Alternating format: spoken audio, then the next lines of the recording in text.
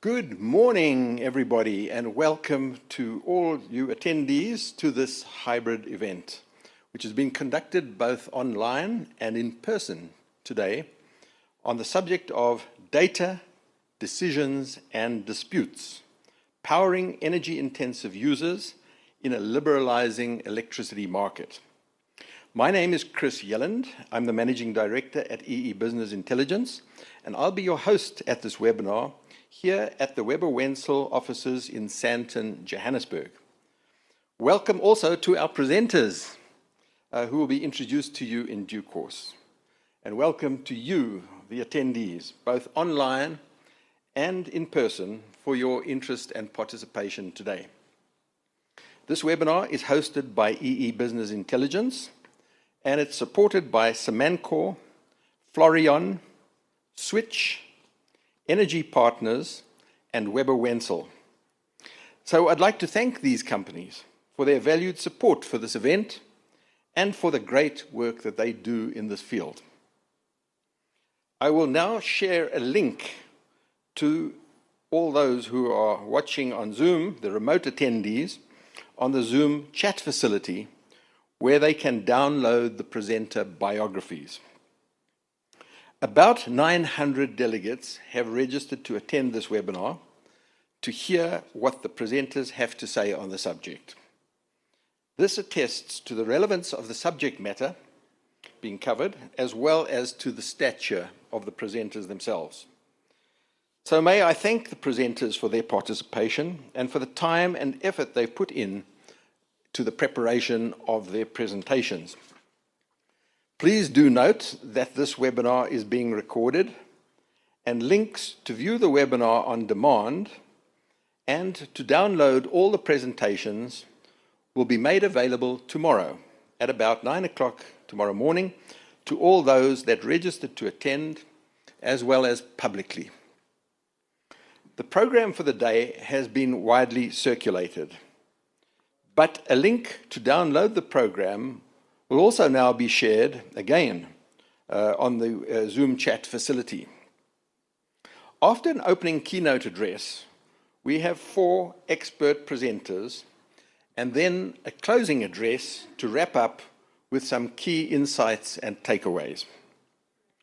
After this, we've set aside about 30 minutes for our presenters to answer just some of your questions in an open Q&A session. To the remote audience, may I say, while the presentations are in progress, please do send us your questions on the Zoom Q&A text facility. You may also put up your hands on Zoom to ask questions verbally during the Q&A session, which we will get to if we have time, and time is short, and I expect there will be quite a lot of questions. Colleagues, I would normally say a few words at this point to contextualize the background and the rationale for this hybrid event. But I'll keep it short and let the presenters speak in detail to this. Suffice be it to say that energy-intensive and mining customers are facing a rapidly changing electricity landscape. Decarbonisation commitments, growing reliance on renewable energy, and the transition towards a more liberalised electricity market are fundamentally reshaping how electricity is planned, procured, managed, and governed. At the heart of this transition lies data. Real-time, validated, decision-ready data in a complex environment.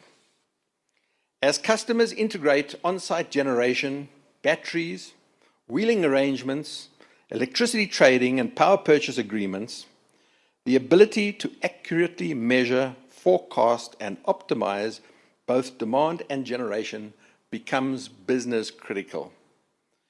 This challenge intensifies further in a market moving towards hourly trading, dynamic pricing, and active portfolio management, where poor data quality or weak forecasting can translate directly into financial underperformance.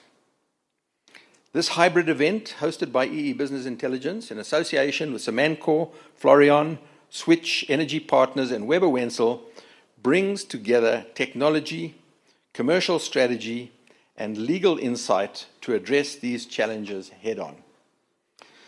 We are honored to have with us today Professor Willem den Heyer, who will do the honors with an opening address, and I'm sure he'll be covering and will contextualize this still further.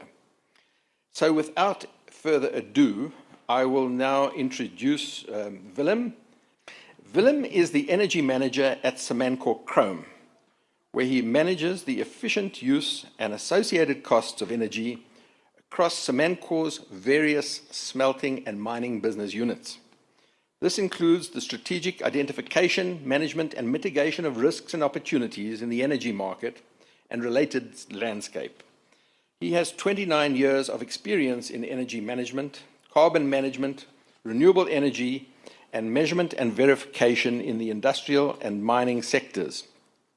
He has a PhD degree in mechanical engineering and holds the position of extraordinary professor at Northwest University, and he was recently appointed to the Electricity Market Advisory Forum by NERSA, where he represents the Ferroalloy Producers Association. Please, Willem, can you come forward to the podium? And I'm going to move the slide to your first slide. There we go, and it's over to you. Thank you, Chris, for that introduction, and welcome, ladies and gentlemen in the audience and those joining us on the Zoom platform. It's really nice to see all the familiar faces I've worked with over the last 29 years. So it's a privilege. Thank you for having me. Before we delve into the data issues, I thought today I'll start my presentation with the day-to-day issues that I sit with as the energy manager for Samancor, me and the energy team and the guys within the operations. So I called my presentation Expectations, Realities and Necessities. Maybe just a quick overview of Samancor. Our primary product is ferrochrome, and that is a primary ingredient for the production of stainless steel. Ferrochrome gives it its anti-corrosive properties, hardness, and it's basically used extensively in the automotive industry itself, and aeronautical applications. The core business for Samancor is, first of all, mining. We extract the chrome ore. We have two large mining complexes based in Northwest and Limpopo, and then also the smelting, where we beneficiate this chrome ore into ferrochrome for the local and the international markets. We have 6 smelters located across the country in Northwest, Mpumalanga and Limpopo, and for that 6 smelters we have 22 furnaces that are operational. And Samancor is a 24/7, 365 days a year operation. So we never stop. In terms of electricity, we are an extremely intensive user of electricity, and we get our supply almost exclusively from Eskom, except for 2 mining operations that get it from a municipality. In terms of electricity cost, it makes up the largest component by far of our cost of production. So it is a key aspect in our businesses that we monitor and manage full-time. Other key aspects for us is security of supply, of course, which was an issue 2 years ago, and before that, it seems to have been abated at this stage. And then also a predictable electricity price path. I think that's one of our biggest challenges at this stage. The current NYPD gives us about a 3-year window, and we've got pretty good estimates of what we can expect thereafter. But if you run an operation like Samancor that operates in terawatt hours, you can imagine the impact of a 1% increase in electricity costs. It quickly becomes a massive number. Then, in terms of collaboration, we don't work in isolation as a company. We collaborate and engage continuously. We work very closely with Eskom We're part of the Energy Intensive User Group. FAPA was mentioned, the Mineral Councils of South Africa, and then also I serve on the NASA Electricity Market Advisory Forum. So we try to stay involved in what's happening in the market. We try to be involved in the process of setting policy, and we also need to keep our fingers on the pulse the whole time to see what's the opportunities and the risks for Samancor and our operations. Everything that we do is data-driven. That includes analysis, planning, budgets, the tracking of budgets against our actual operations, optimization and reporting. And then, of course, scenario planning is one of the biggest functions that we as an energy team in Samancor perform on a day-to-day basis. So the energy landscape in South Africa is changing, and it's changing quite rapidly. There's a lot of unknowns at this stage. And the question is, why is that important to Samancor? Energy market liberalisation should increase energy cost transparency to some extent, but it's going to increase the need for validated data. Under the current regime, the changing regulated tariff structures create challenges for us. It means increased bill checking and reconciliation. It's a manual process at this stage. And under the South African wholesale electricity market that's on its way, or SAWEM, forecasting is the financial contract between Samancor and the market. So getting it right protects operations and energy cost, and it's a business critical function that we need to perform for Samancor. Getting it wrong means the business is exposed to volatile prices, penalties, and possibly a loss of market access. So in terms of the output of that is, for Samancor Kroon, it turns electricity from a fixed cost type of cost center for the company into a strategic, optimized input that we need to manage proactively. And that is even more important when you take your historic or your current Eskom supply and merge that with renewable energy, battery systems, wheeled renewable energy, and on-site generation, and a lot of other aspects like energy projects, interaction with Eskom DSM, and demand response mechanisms. So it becomes quite complicated very quickly. So there's a balancing risk for on-site renewable projects as well as wheeling ones, because the power are being wheeled through Samancor connection points for our on-site projects. And from there, we wheel it to our mining operations, for instance. So we need to get systems in place to help us to manage that. So in terms of the changing role for me and the energy team and the guys in operations at Samancor, last year we focused a lot on energy budgets per site and the management of the monthly costs. Long-term energy requirements and cost modeling using static data, because we do have access to a lot of data and information, but it's static. We need to get that real time. Invoice checking in terms of the Eskom bills and the Munich bills, and it seems to be a straightforward process. Eskom doesn't make mistakes, but mistakes do happen. And as I mentioned earlier, a little mistake based on terawatt hours in a year can become quite a big number very quickly. And then we need to continuously optimize our business operations, look for opportunities, identify risks. And then the impact of the Eskom retail tariff plan and the structures that changed, what's the impact of that in terms of our business operations, and what's the impact of NASA's RCA adjustments, the last one being in the media quite a lot. You know, it has massive implications for our business. So this year, we are focusing on preparing the business for SAWEM and getting our systems in place and do proper demand forecasting, load forecasting in 24-hour and 48 hours and even longer intervals. We're also pushing very hard towards weekly reporting and improvements in a detailed energy budget. that we can track on a daily basis almost. And then managing the sites against energy budgets based on an up-to-date production plans, because that's the one thing we all know when we do a budget, it's probably going to change tomorrow, regardless if it's being approved or not. It changes continuously as the markets change and as we need to react to price signals and so forth.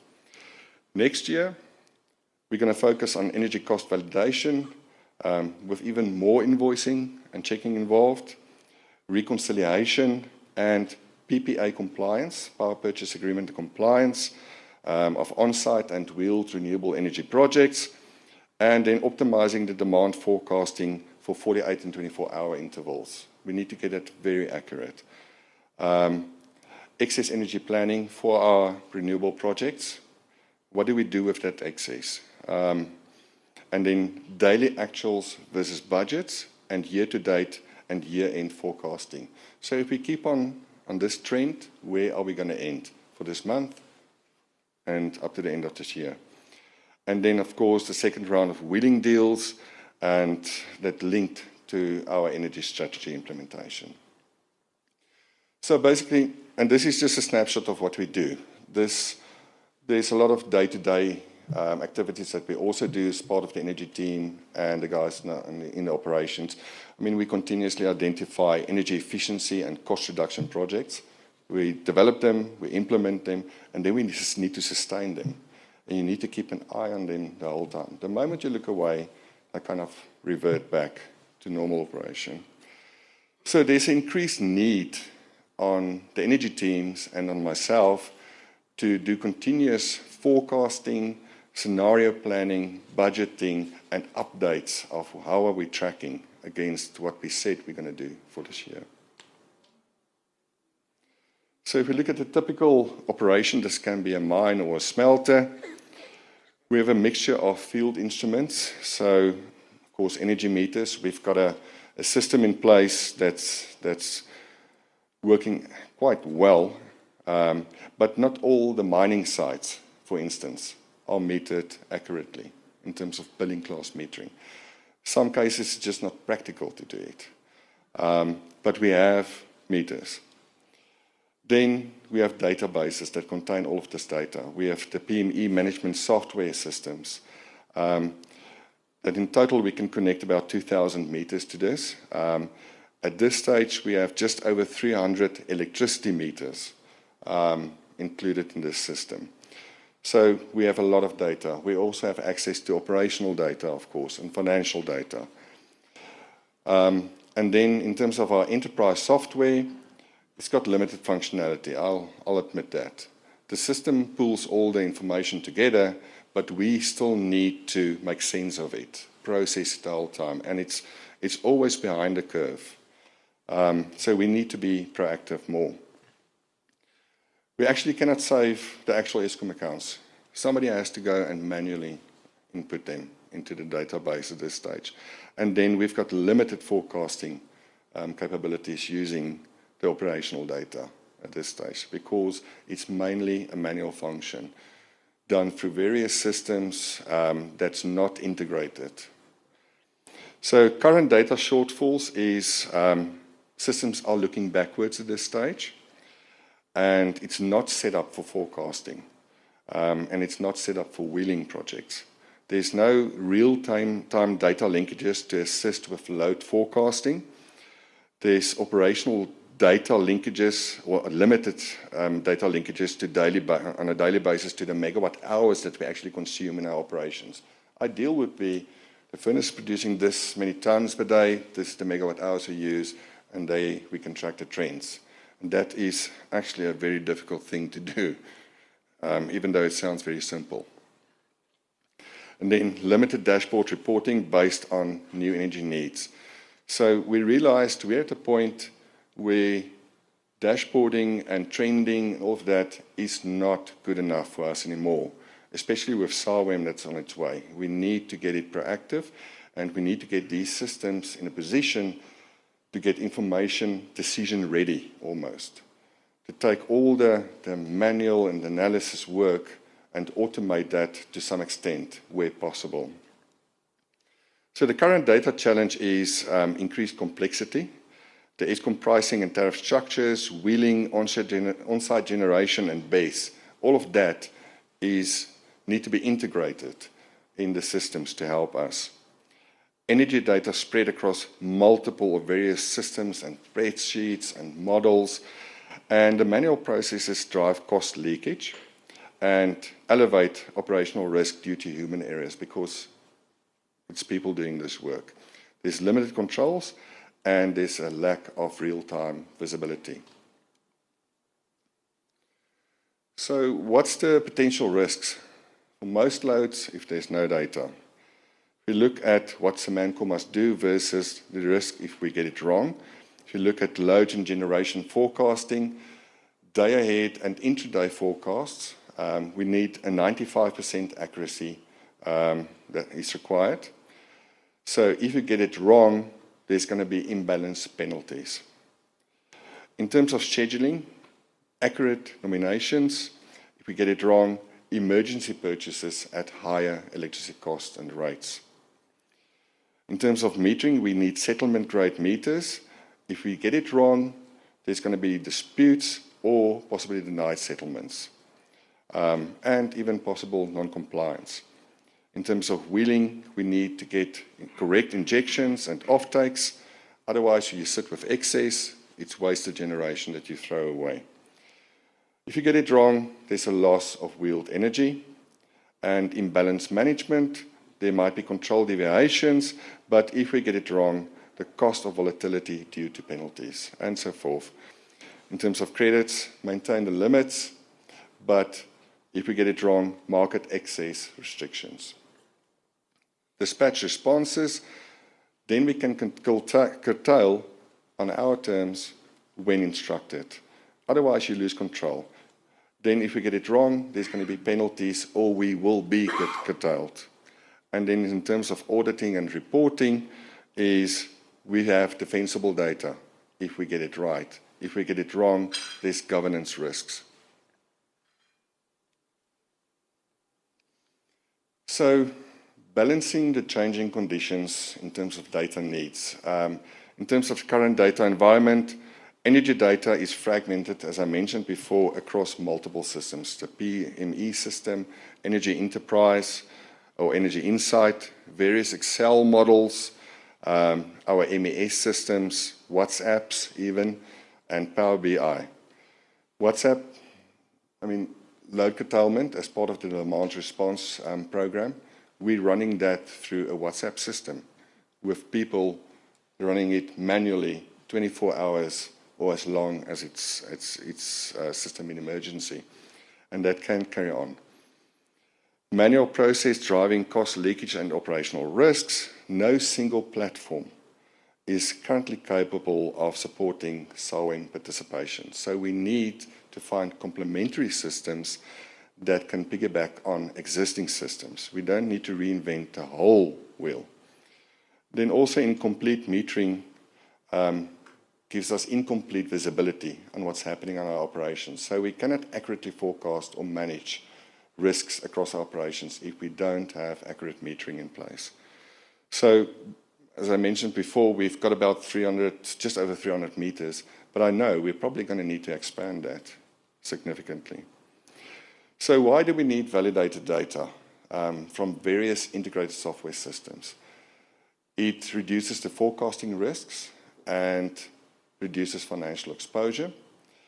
We need a custom-built solution for Samanco operations because we've got open-pit mines, we've got underground mines, we've got smelters. And believe me, smelters with 22 furnaces, we've got furnaces and then we've got furnaces. Not all of them are the same. Each have different efficiencies at which they operate. So knowing the cost of energy supplying those furnaces is imperative to make decisions in terms of their cost of production. Then it will position Samanco ahead of market liberalisation. We move from reactive reporting, which we are doing now, to proactive market participation. We don't have a choice in that anymore. Renewables, wheeling, negotiating pricing agreements, the complexity of all these mechanisms, each with its own required levels of compliance, puts a tremendous strain on the energy team and on our operations. And we continuously need to keep this under check.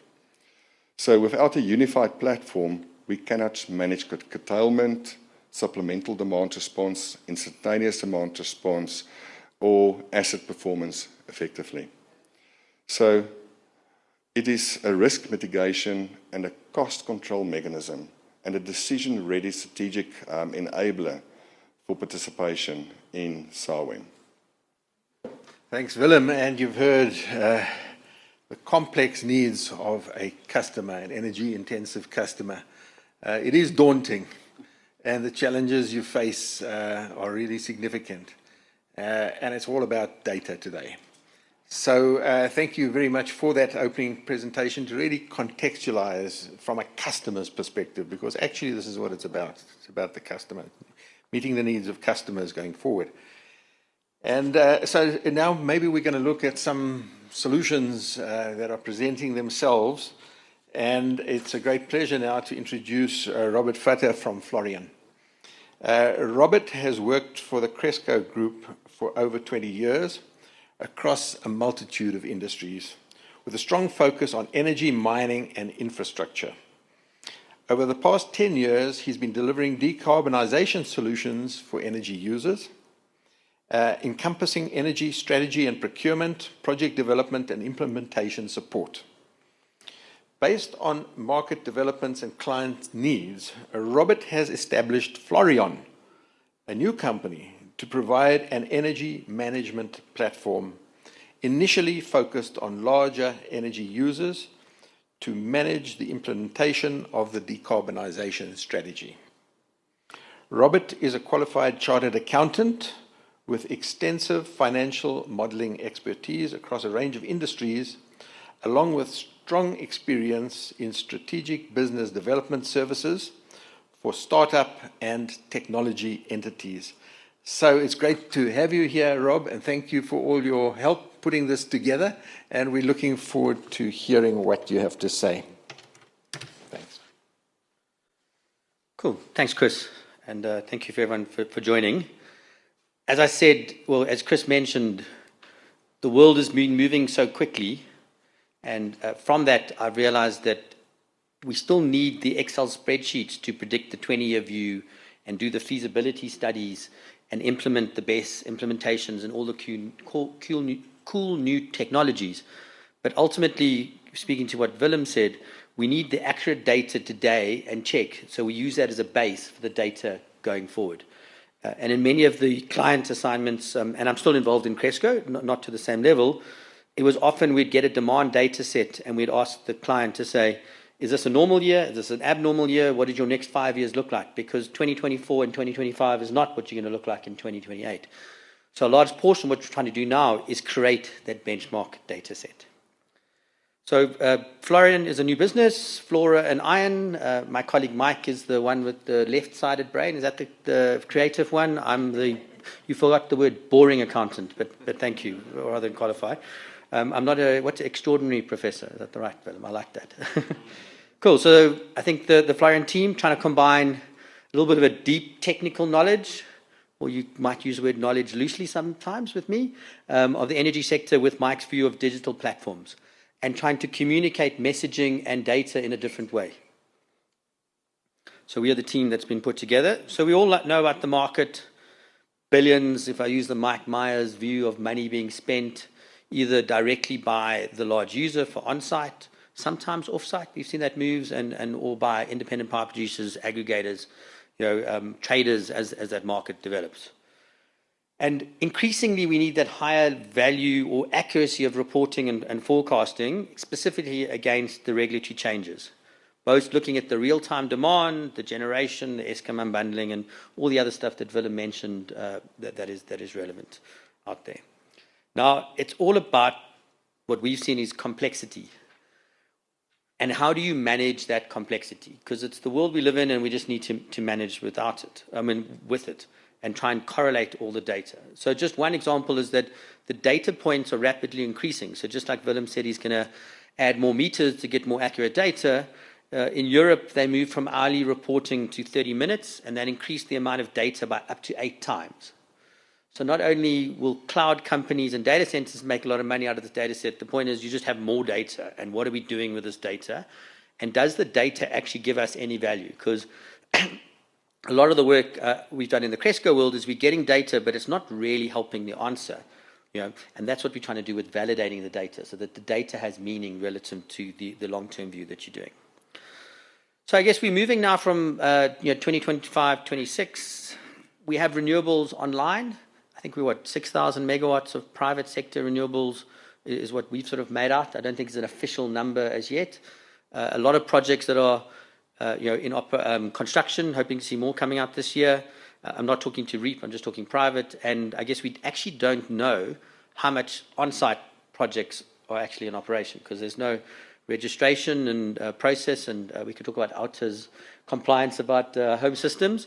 But even the larger users out there, I know there's a few clients in this idea who have large, sizable generation on site. And I don't think there's a central database that tells you that, so we're sort of mimicking that out there. Most clients have a renewable strategy that they implemented. I guess it was started with someone, if it was maybe in Europe, who said we'll get to 50% renewable by 2026. Then got cascaded down, and then the energy manager hopefully brought a bit of reality to that and went back and said, well, actually, we have certain constraints in South Africa. We can get there over time, or we can get there with monthly recons as opposed to hourly recons, or some approach to that. But those strategies are now being rolled out, and what was previously a PowerPoint slide or an Excel spreadsheet are now real electrons being put into the grid and having to be managed. We obviously have the market changes, Eskom retail tariff plan, Eskom unbundling. I think it gets done to death, so we won't touch on that point today. And then obviously the reporting, which, to be honest, at the moment, I would rate, and this is not, I know Willem went before me, so I'm not using him as an example, but for most people, I'd probably score that 5 out of 10 today. We're doing certain things well, but we know that we need to get better going forward. 2035, we now know that at least 40% renewable has been achieved on an hourly basis. We might have 5 generation facilities, 5 different technologies, hopefully more than 40%, but I'm being conservative here. We now have large-scale BESS in the grid, both on-site and off-site. The government programs are in place. We have new technologies coming in, hopefully long-duration storage. And in many cases, we see clients, specifically large users, perhaps like Samancor or the large mines, who have set up energy companies, not because they want to specifically be an energy company, but as a risk mitigation tool against these changes. And that probably also involves a partnership structure with an aggregator, an IPP, who does this for a living and is looking at the revenue upside, whereas, as mentioned, a large load is looking at the cost reduction process. And hopefully there's a balance between those, although I don't want to use the word balance too often because it's getting to be a technical term in South Africa now. We have SAVOM we've discussed, and then for us, one of the big risks or opportunities is around the move to hourly reconciliations, which, in my view, and happy to put a good cup of coffee or any other interest for a few people, not everyone on the webinar, but a couple of people in the room here, that by 2028 we will have hourly reconciliations in the process. And we might still have some monthly ones converting, but that takes the granularity of the data requirement from, I can get it wrong sort of at the end of the month, to I need to get it right today, because you just see the leakage coming into the system. So, why change the approach to data and technology? So currently it's isolated. I feel like I'm repeating some of Willem's slides, so apologies. And there's no single view out there of there. Why is it important to stay ahead? Well, we need this intelligence and orchestration layer that really sits between the data and the outputs, that really allows the user's reality to be looked at versus where the sector's going, to allow the proactive performance. So, did we achieve the renewable generation that we expected from the on-site? Did we get the savings that we expected from the on-site? If we didn't get them, what are our implementation methods, be them contractual, technical, or accordingly to make sure these are implemented? And then why start now?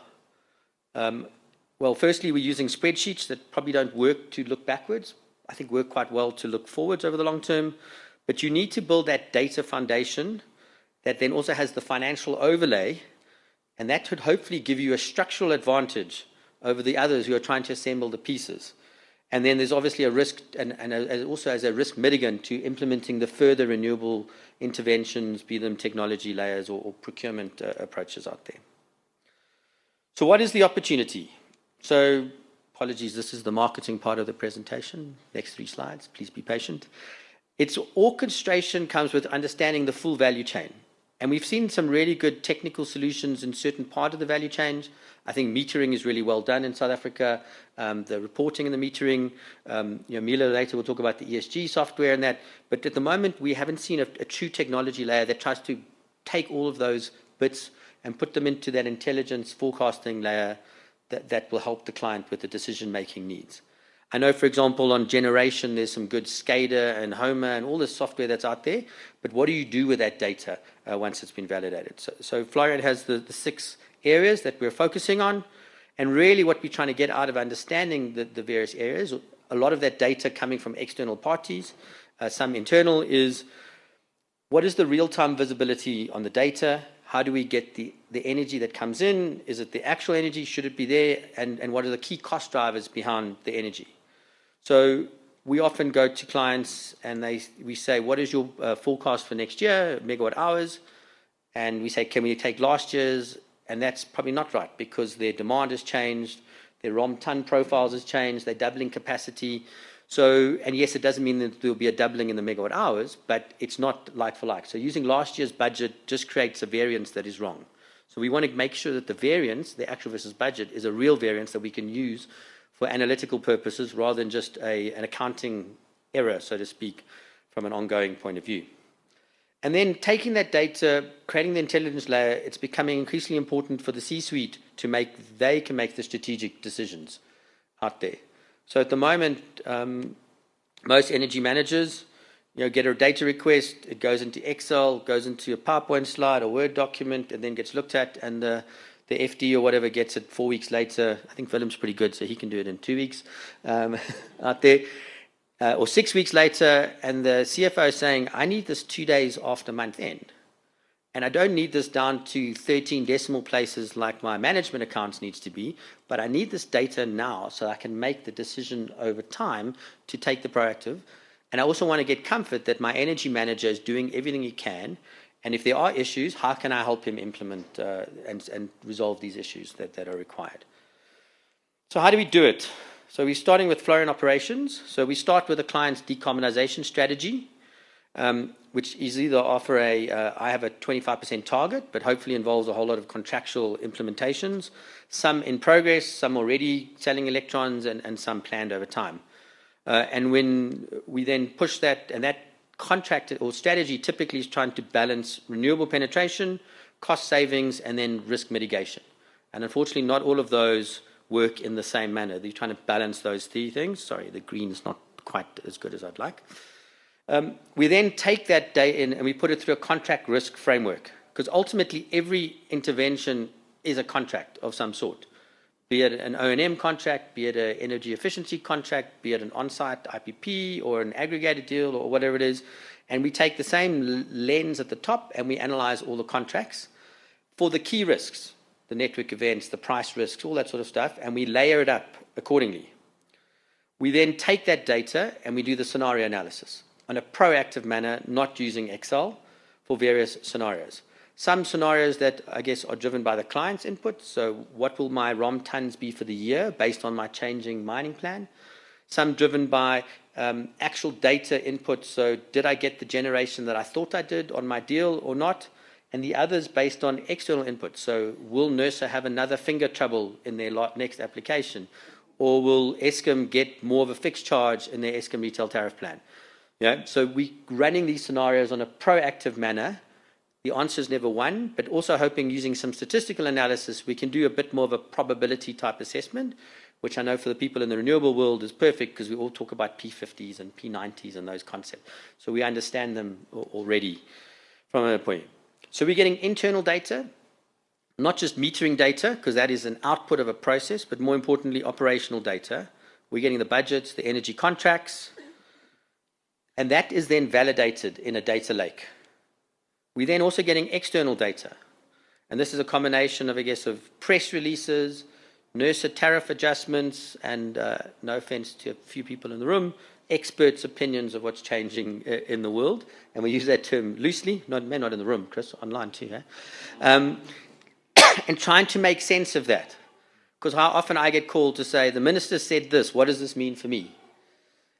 We want to help the energy manager that he doesn't spend his whole time checking press releases and understanding that only 2 articles are relevant.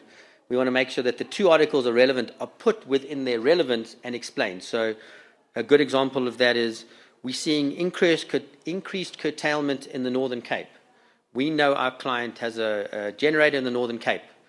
Be aware of this, and then when you compare your CPPA contract, see if the network event risk has increased for that. So there's a little bit of proactive warning, and the other 15 comments that are out there are not relevant and therefore ignored and don't truly impact the strategy. In fact, I'm sure everyone agrees now, we have too much information, and it's trying to make what is real and what isn't. So we have the intelligence layer, we have the risk methodology, demand forecasting using operational data, not megawatt hours, and then the quantifying the exceptions to identify that. And ultimately giving not just a dynamic dashboard, but intelligence for the client to say, I think my end of year cost is going to be this, and for the following cost areas, I believe I'm going to be accurate in this area, and these are still subjective. But helping the CFO, COO with their decision making at a strategic level, specifically around business decisions. Do I switch the smelters on or not, if you use Willem's example? So an example here is a mining client. We take ROM ton data, process plant data, the sub-meters, mining plan, megawatt hours too, although that's an output. We use some of the existing bill checking software that is out there, utility meter recons. We then put it through the analytics platform, which looks at energy forecasting, the risk modeling, and all the other stuff I've mentioned.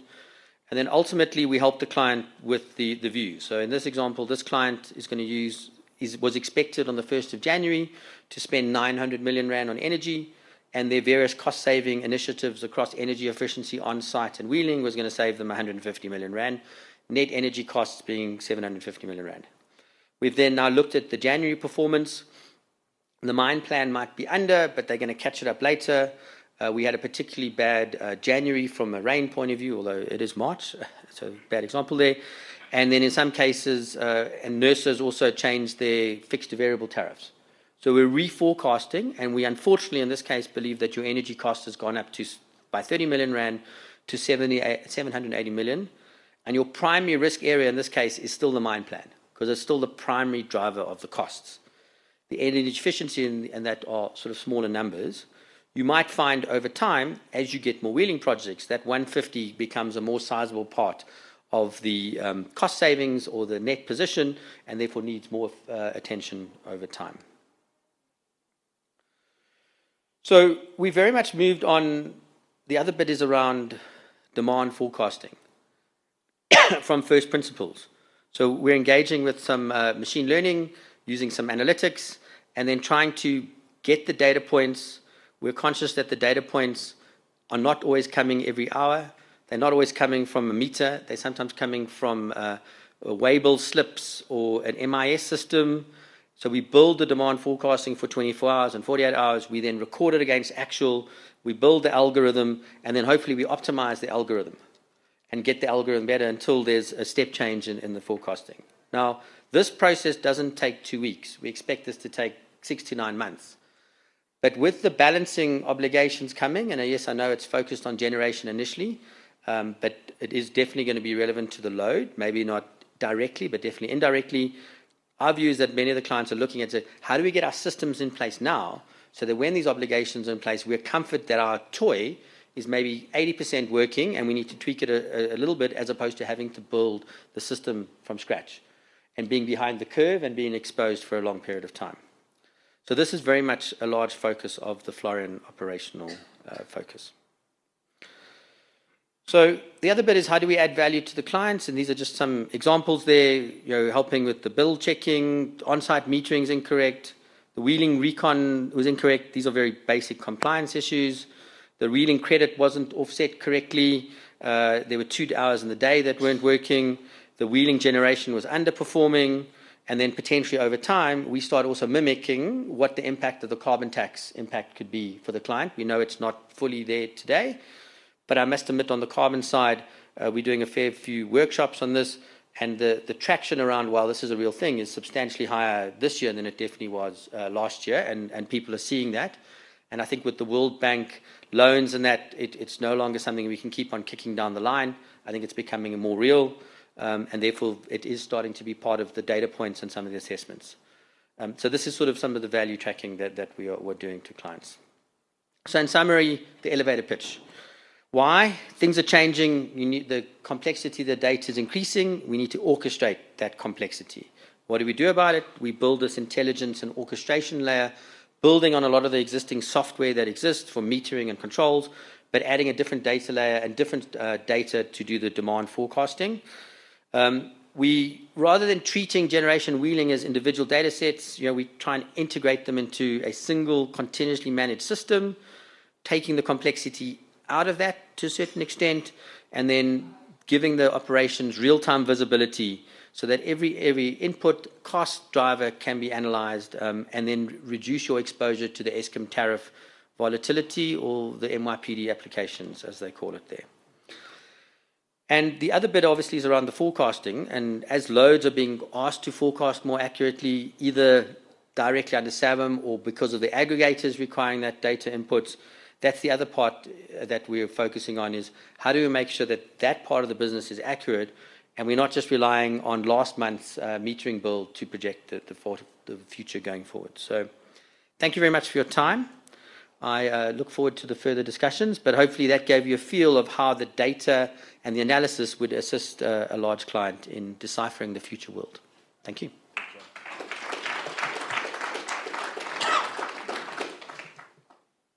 Yeah, a really ambitious program of development, preparation for SAWM, but also in the lead up to SAWM, the need for data doesn't just start at SAWM.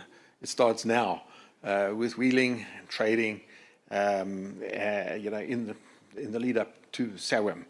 So I'm now going to move on to our next presentation, which is by Andrew Murray, who's the CEO of Switch. But before we do that, I'd like to just show a 1-minute video. And why I like this video is because we've got to understand why we're actually doing all this. I mean, is it about money? Is it about production? Is it about the economy? Or is it something somewhat deeper? So let's have this video, and it might give us some insights. Ian?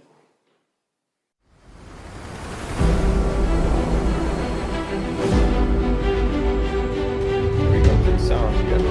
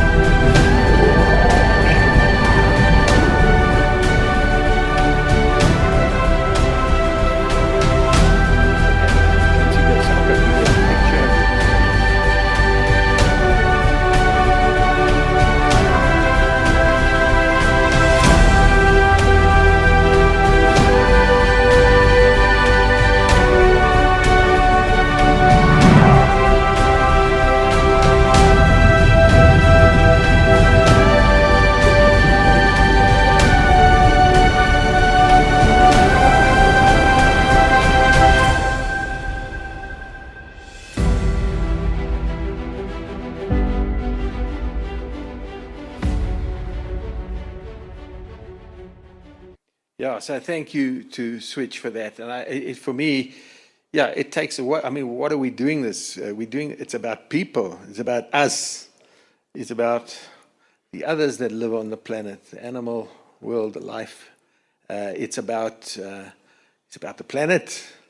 It's about our existence. And it's not just about business and production and software and saving money and all of that. It goes much deeper. But thanks to Switch for those insights. And I'd like to now let me first introduce Andrew Murray. Andrew is the CEO of Switch Energy. It's a technology company specializing in smart metering, electricity trading and wheeling software for utilities and energy market participants. He spent the past 7 years working in the renewable energy and smart utility management space. Andrew holds a master's degree, cum laude, in sustainable development planning and management from Stellenbosch University. His research explored South Africa's energy transition and the integration of energy trading and wheeling technologies using strategic niche management and multi-level perspective frameworks. He examined blockchain-based electricity trading and innovative financing platforms for solar infrastructure. So interesting now to move into the technology space, and let's ask Andrew to come forward and give his presentation. You know what to do. Here's the forward button. Cool. Thank you. Hi, everybody. Thanks for having me. It's really is a privilege and an honor to be here and be part of this. So thanks for having me. So as mentioned, my name is Andrew from Switch. We founded Switch in 2018 off the back of the co-founders' research at Stellenbosch University into the energy transition. And we essentially are a software and hardware company focusing on smart metering, meter data management, and energy trading software. By the way, that video had some very inspirational music that was meant to accompany it. So just pretend to feel inspired right now. So yeah, I've mentioned founded in 2018. We currently have over 24,000 smart meters deployed. We work with municipalities, IPPs, energy traders, building managers, such as a company that would be managing this kind of building would be a typical client. And we have built all of our hardware and software in-house, including a PCB modem that connects to electricity meters to give them connectivity and feed data into our system. We're a relatively small company, there are just 10 of us. Our head office is in Kalk Bay, but we operate throughout the country, primarily Gauteng, Bloemfontein, KZN, and the Western Cape. We are finally at a very exciting tipping point in our energy transition. Having researched and writing my thesis 9 years ago, I thought it would come a lot sooner. But it's great to finally see a massive uptake and a huge change happening, especially as we see SAWIM coming online. I suppose it's next month, isn't it? And to me, it feels like the race is on. It feels like we're in a yacht race. And the siren has just gone off, and all the yachts need to, go on the course. The problem is not all of us know exactly where we are or where we're going, or even where we've been. And by that analogy, I'm referring to data. A lot of companies do not have access to historical data. We don't know where we are now, and we don't know exactly where we're headed. So what we need to do over the coming year and coming years is gain new data and new tools in order to compete in this very exciting, epic race. And very importantly, and this is a passion of mine, is innovation. We need to innovate to navigate a changing and very uncertain environment. You don't need to read the boring text underneath the graph, but essentially what it is showing is the green is private renewable energy generation. In the middle is where we are today, and the gray is coal. And as I mentioned, the past 10 years have been less than overwhelming in terms of progress, although there have been some very important policy and other changes that have taken place. But I feel that right now we're at the cusp of a hockey stick curve change, which is very, very exciting. As mentioned in my bio, one of the theories that I studied for my thesis was the strategic niche management theory, which I find very fascinating and encourage people to look into if they're interested in innovation. And it essentially talks about how transitions occur and are largely driven by innovation. And this specific theory is built on a premise that innovation needs to happen outside of a dominant regime. It needs to be given a safe space to be created, where it can be tested, adapted, changed, and developed before it's introduced into a dominant regime, which could be a company or an energy system. In our context, what that has meant for us, we started Switch with the very exciting idea at the time of selling energy trading software. And I can tell you, trying to sell wheeling and trading software 9 years ago was not fun, because no one needed it. So what we did over the past 8 years is build a smart metering company, because that is very much a needed solution. That has always been our bread and butter, and it has enabled us to create a safe space for us to create an energy trading platform. We've been able to finance our trading and innovation using the revenue from our smart metering business. And over the past couple of years, that trading product has matured to a point where it is now broken into a completely separate product and separate division within Switch. So, what can we do? There are various ways of innovating in order to adapt to the changing energy landscape. 3 worth mentioning are, as we did, is build an innovation within an organization. Create a dedicated team of people, ring fence it. Another option is, of course, working with a service provider and simply paying them for their innovative technology. And my favorite one, and the one highlighted in orange, is actually collaborating. And that's very much the approach that we take at Switch when we work with companies. We can't pretend to know all the answers. All we know how to do is build technology. So we are very fastidious about asking questions, admitting that we don't know all the answers, and listening to clients and collaborating and building with them to accommodate real-world needs and opportunities. I'm not going to talk about conventional transition blockers like grid congestion, because we all know about that already. 2 that I am going to talk about, because they are completely overcomable, if that's a word, are organizational stagnation. And originally I had organizational constipation, but I removed that word. And this is where status quo processes, budgets, and systems block and prevent companies from innovating and changing and making decisions. There's always some financial manager that wants to see a clear return on investment before investing in something exciting and new. And the other is legacy tech solutions are often weighed down by technology debt. And we've seen this as well with companies that have either relying on third-party software systems or metering systems or have built their own systems, is that when they were built 10, 20 years ago, a lot of the underlying infrastructure and systems and processes is actually preventing them from being able to make radical changes. And then we have this data system disconnect, which has actually been mentioned by the previous speakers. And we see this specifically in the metering space. We've got buildings like this with sub-meters and then a bulk check meter, then a municipal meter managed by someone else, and then an ESCOM meter, and then an IPP meter and a trader meter. And there's this huge disconnection between data and access to data.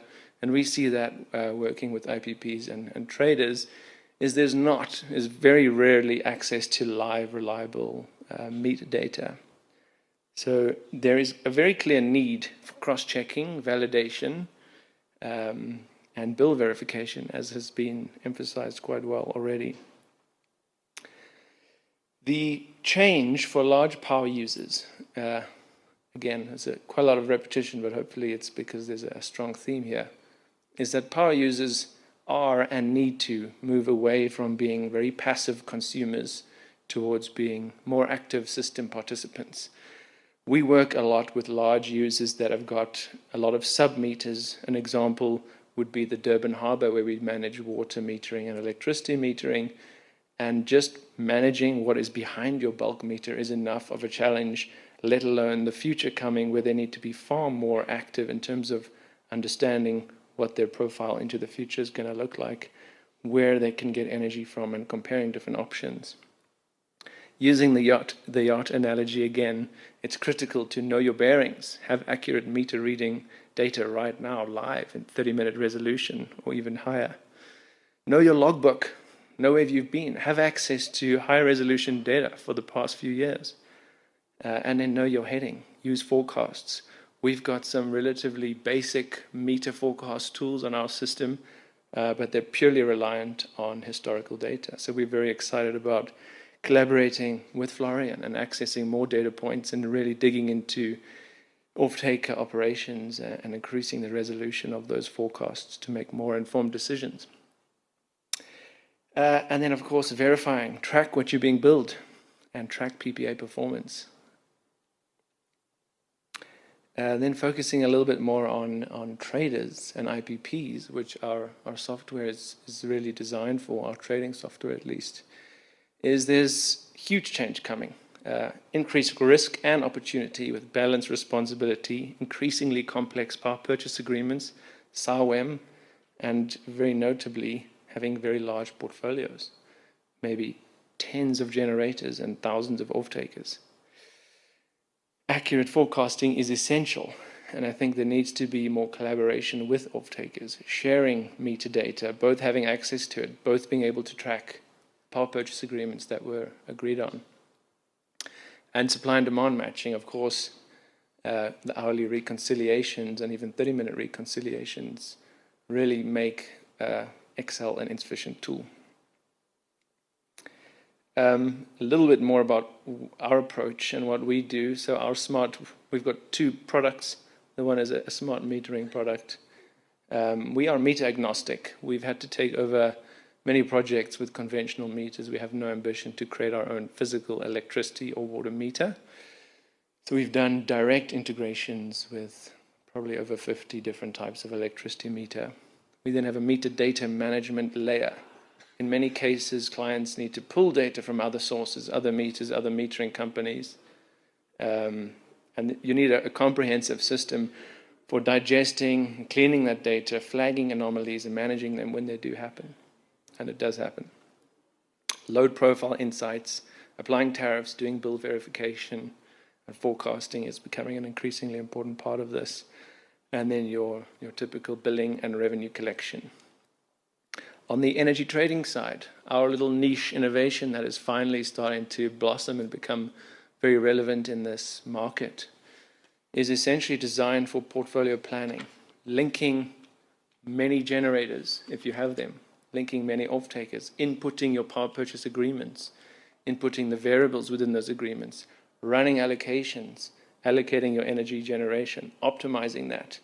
Of course, traders want to make as much money as possible, but they can't do that if it's going to impact on customer relationships. So this system is essentially designed to maximize your allocations, but then allow some tweaking and management so that off-takers are happy at the end of the day. And of course, it's scalable. You can add thousands of generators and off-takers. That's the beauty of software and access to live data. Looking ahead, just kind of summary, what I've basically touched on. There's a very clear data disconnect. And the data disconnect and organizational stagnation is curable. We're very much at a catalytic moment in our transition, which is really exciting, and I think we can all be proud to be part of this moment in South Africa's history. Off-takers need to become very active participants and prepare and make sure that they have access to live data.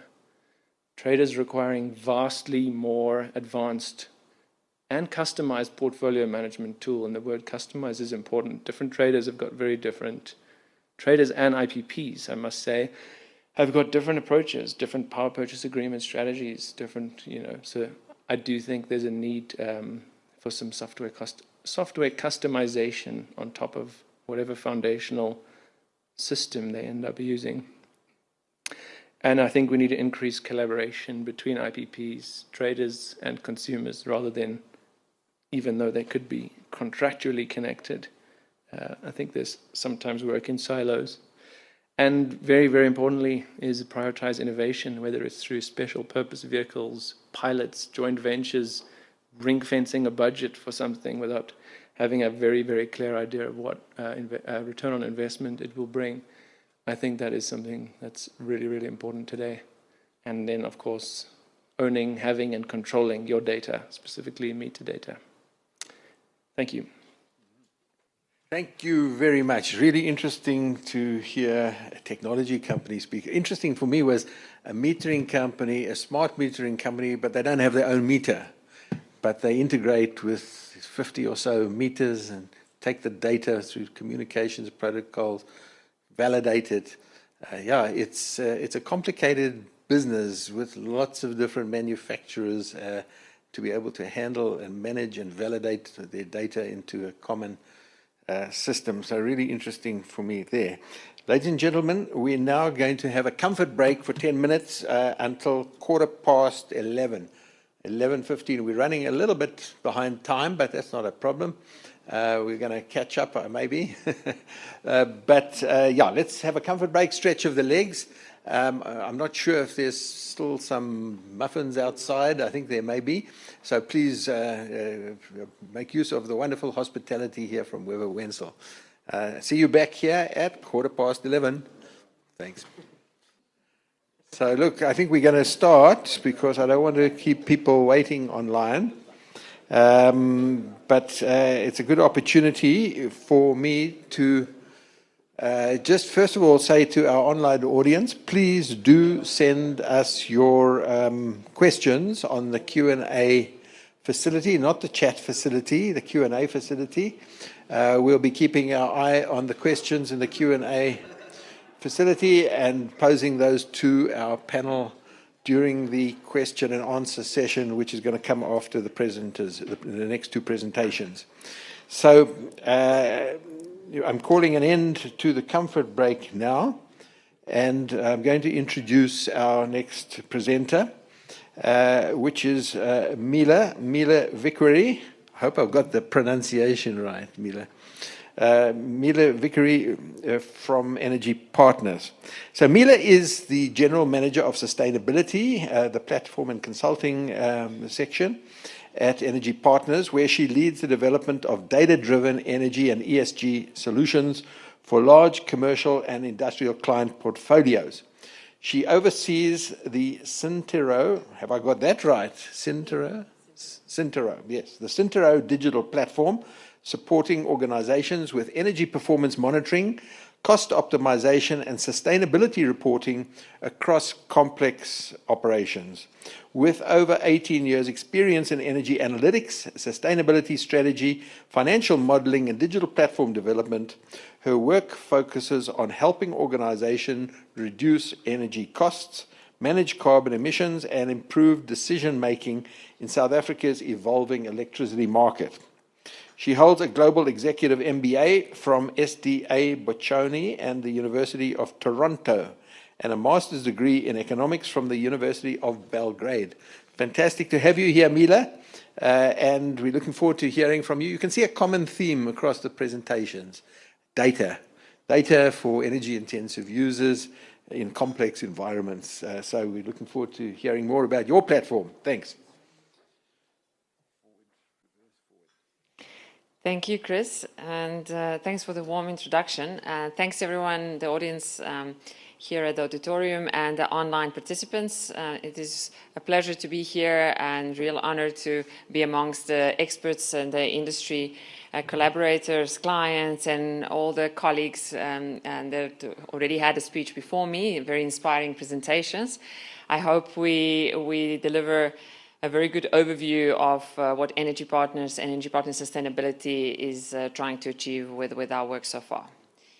My name is Mila Vickery, as you heard, and today I will be discussing what Energy Partners as a group stands for and our division called Sustainability with our platform called Cintero. So Energy Partners, to begin, is the company supplying energy solutions to enable world-class organizations to sustain better future for all. And this now includes clients, their suppliers, their clients, and sort of the whole ecosystem and the value chain. And the division of interest of today is sustainability, where we go beyond megawatt hours consumption and cost to further into the ESG scope. So Cintero means to sustain in Greek, and our slogan is intuitive sustainability. We are aiming to deliver a platform that has an intuitive experience for our clients to actually improve their day-to-day real-time decision-making based on the data from our platform. So without further ado, I would like to start introducing parts of the puzzle that we will unlock in the presentation today. So Energy Partners has these 3 layers. First layer, and how we separate our divisions across the group, are asset building divisions, where our infrastructure and operations are building those assets that we own and operate. So 3 asset owning divisions, refrigeration, thermal and power, are building the assets, actually building on-site, making sure the design is correct, that maintenance and management is done in a correct fashion. And those 3, firstly, refrigeration is selling cooling as a service. So it's a very innovative concept of selling utility. Cooling as a service, meaning refrigerated air, where we optimize the plant performance in refrigeration terms. Thermal is selling steam and heating as a service. And power is involved in the renewable energy storage as well as wheeling. So batteries, solar, and now even in the wheeling environment. So those 3 asset building divisions are supported by the 2 services divisions. Asset management in the middle is responsible for managing those own assets as well as the client external assets. And then sustainability from our team side is to perform the collection of the data, make sure that the strategy is being executed accurately, and that all in all there is a function of using that data for further decision-making and further improvement on the decarbonisation pathway for our clients. So Sintera, with features, is sort of made in a way that supports the core, meaning the assets and the core of the installed devices and monitoring devices on site, as well as enables the live control of those assets. So if you imagine the world where Willem was mentioning security of supply issues, what's the source of power coming from which sources at which point in time and at which cost, this would be the asset management function to actually switch on and off and use the power sources that are most cost effective and most reliable at times. And then on the sustainability and ESG side, we have the utility management module as well as the sustainability strategy overview and reporting and dashboarding insights that use all of that data from real time to static data to enable the clients to create the pathways to meeting their sustainability targets. So Sintera, although new platform in the market, although with Energy Partners 17 years of experience in this field, we have gone through a migration and through the lessons learned, and a lot of our team members from software developers, data scientists, engineers, sustainability consultants have contributed to the development of the platform over the years. We launched the sustainability module in April 2025, and soon after we actually received the recognition in the field from Southern African Energy Efficiency Confederation as an innovative project of the year of 2025, which gave a lot of boost and encouragement to the team receiving the award from the reputable institution in the market. So from this point, I will go into the further detail to explain how do we do it. It's really theoretical story to actually build and innovate from the theory perspective, but it's important to actually build it on the ground and deliver and address those pain points that the clients are dealing with. So looking at those 3 layers, how we separated it from the divisional perspective and the module perspective, you also see the different layers in the management levels. So the individuals that are using our platform are either on the operational level, those are the facility managers, engineering heads, or individuals that are on site that actually need to make a decision operationally in real time. The middle layer is the management layer, where they use the analytics and use the data to draw some decision making that will actually impact the reporting, impact the cost, the utility management, etc. And the top layer is the C-suite or the executive layer, where the sustainability or heads of ESG typically sit in, and they need to see how is this published into the sphere of public, as well as how is the reporting function, what's the narrative in a sustainability journey of that organization.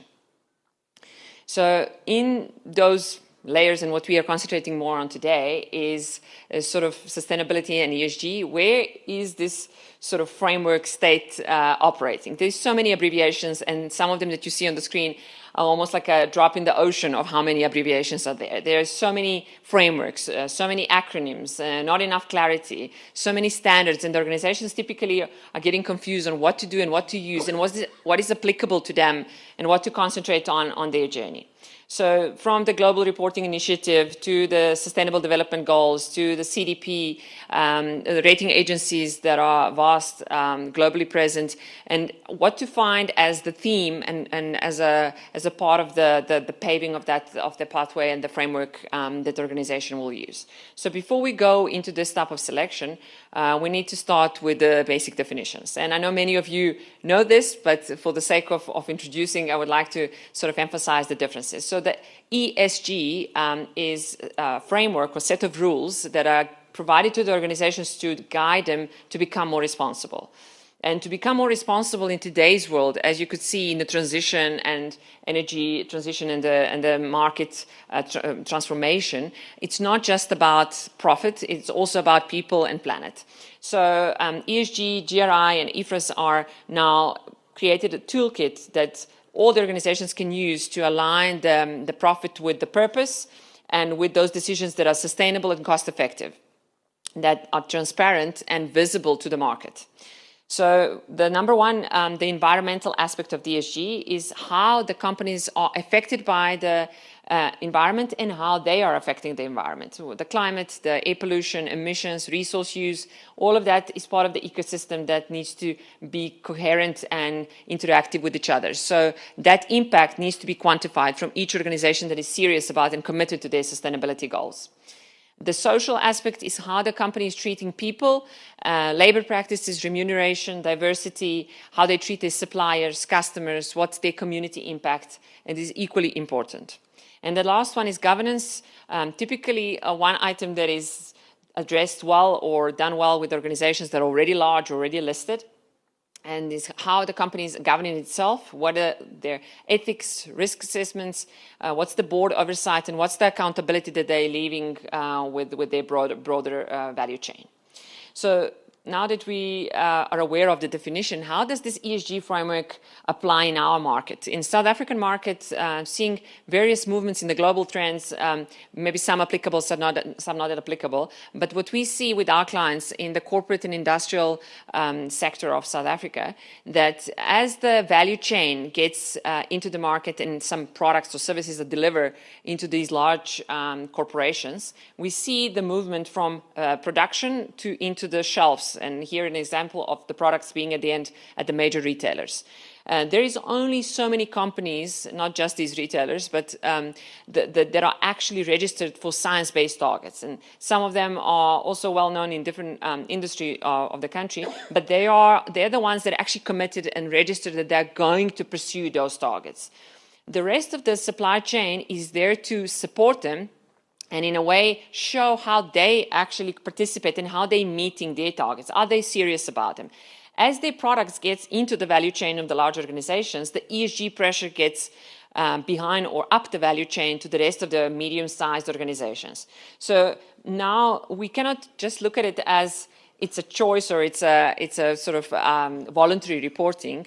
This ESG reporting is becoming a differentiator for the organizations. Either they will get the punitive action from those large organizations that are actually sending that pressure, or they will get an opportunity to gain competitive advantage and showcase how they are, in fact, meeting those targets and being transparent and accountable in their year-on-year progress. Some of those organizations are examples of our clients where their preferences are seen with their clients and it's based on them meeting their sustainability targets. So it's not all doom and gloom. There is a major positive outcome to actually do and really accomplish the targets and then show them into the market and use it as an access to further market of their clients.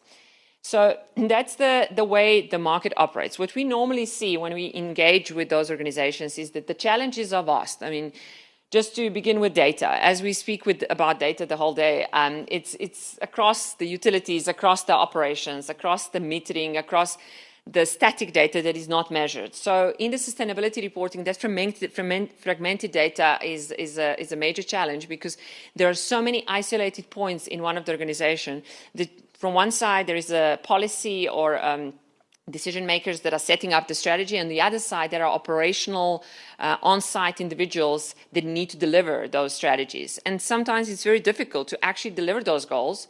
And it's difficult for them to define how those ESG goals are linked with the financial value.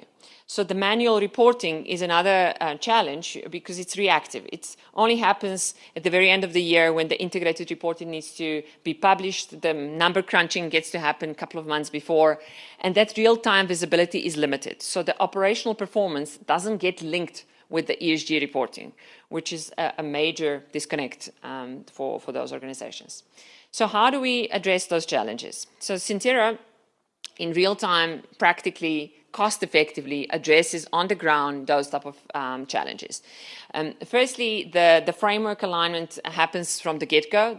Any organization that starts with this journey is committing to a framework, to the reporting standard and the rules, set of rules that they would adhere to and deliver it in a credible fashion. Before they actually publish their first report, they have to carve the strategy or make sure that whatever they state in the report is actually going to be implemented.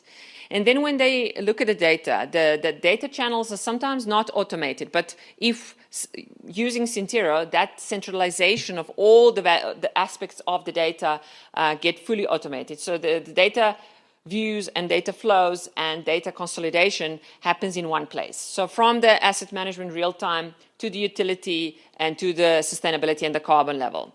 So it's sometimes the data comes from the ERP systems, from the SAP or way of their internal infrastructure, internal software. Sometimes it's coming from the meters, from the actual meter readers. Sintera is integrated with all the automatic meter readers in the market, or majority. So we have around 20 API integrations with various softwares where we actually get the real-time data on half-hourly basis. And we can then display it and show it as an insight in the real-time dashboards when they can see the ESG performance based on the operational decision-making, not necessarily too late or at the end of the year. So this helps centralizing the whole reporting infrastructure and make sure that the trust is given and the actions can be taken before it's too late at the end of the reporting year. The next aspect of Sintera, what I wanted to bring to you guys today is how those modules operate. What are the modules? What are the examples? Some practical views that the individuals that haven't seen the platform before can interact with. So those three modules, as we kind of have a theme from the beginning, are sustainability, utility, and asset management. And the first one, just briefly to showcase, is the asset management. So the asset management, as you can see on the left, there are many asset classes, around 16 asset classes that we report on. So those are the asset types that we can connect to via the building management system with the real-time data, temperatures, compliances, etc., where we can show how those assets operate, how do they perform, what's the yield of the asset. In this case, solar asset example is showing what's the PPA, what's the power purchase agreement cost, what's the saving on the kilowatt hours, what's the saving on the KVA, what's the generation of that solar plant, and what's the RAND value in terms of the cost impact. So these type of asset dashboards help a lot and assist our clients in deciding how well did their either outsourced agreement work out or their own investment work out. So all of those return on investment and post calculation view can happen manually, but now if you have a platform where you can actually see it in a live fashion, it helps a lot to act and make changes that are necessary in real time. Then the utility management module is sort of connecting the two, from the asset base to the ESG, there is a middle layer called utility management. We have the screenshot here of the energy dashboard, but there's energy, water, strategic overview, operational, tenant recoveries, etc. And the key here is to show what's the difference between the grid consumption and cost. All of these different tariff structures that Willem was mentioning earlier is within our tariff engine. So our tariff engine is calculating the actual billing cost of the grid and billing cost of any supply source. So in the future, obviously, it will be a lot of wheeling agreements that come into as different supply sources. So what's the billing cost and what's the calculated cost, meaning the cost based on the meter? And all of those calculations are performed per site, so you can see where the discrepancies are coming from, where's the issue, where's the data gap, if there are any gaps from the metering and from the billing perspective. There are so many of these errors or hand errors that in not just the NERSA or any other municipalities that we see, and a lot of claims to be collected if one goes into this journey. And then the sustainability module, which was the more of a concentration of this presentation today, is about the carbon and the ESG. So the carbon dashboard is showing the scope emissions. So the direct emissions we see here are summarized in scope 1, and then indirect emissions is scope 2, and then scope 3, which is the value chain. So here we showcase how any metric can be translated with the correct emission factors into the scope emission, and what's that what's the way of collecting the data, acquiring all the different data sources. Sometimes those data sources are pretty static; they are monthly or aggregated to a certain extent, or coming from the suppliers of our clients. They don't have to be measured. In the carbon dashboard, the measurement is relevant, but also the static data can get collected in an easy fashion. So we have developed an AI-powered module where we can do the data collection from the optical character recognition. So all the PDFs from the utility bills from other data sources in various metrics can be collected and captured in a very streamlined fashion without a lot of manual efforts. Again, lessons learned throughout the years. There is an aspect of the carbon dashboard where we show the monthly overview of the emissions as well as the metric overview. So the metric overview is equally important to the emissions because it gives an opportunity to the user to see where is that scope emission coming from. If you have less of diesel for generators or less waste in that month, then you will see the impact on the emissions. And then the last part of the sustainability module is the ESG dashboard. As you could see earlier on the left-hand side, the metric collection, the ESG readiness gauge, what we call, is the aspect of the platform when the client does initial sort of questionnaire to see how ready they are for their next ESG reporting.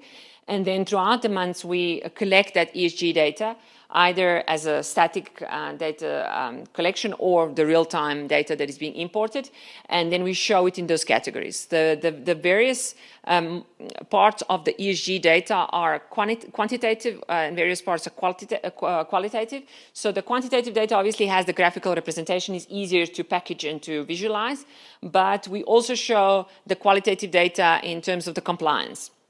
So either as, let's say, in the social diversity or a BEE or a way of showcasing the movement, different ranges of pay on the work floor or in the management in any layer. So it's a very sensitive information, but it is packaged in a way to show the trends. So it's not necessarily showing the detail, but it is showing a lot of information that shows how is the company behaving in terms of their responsible practices.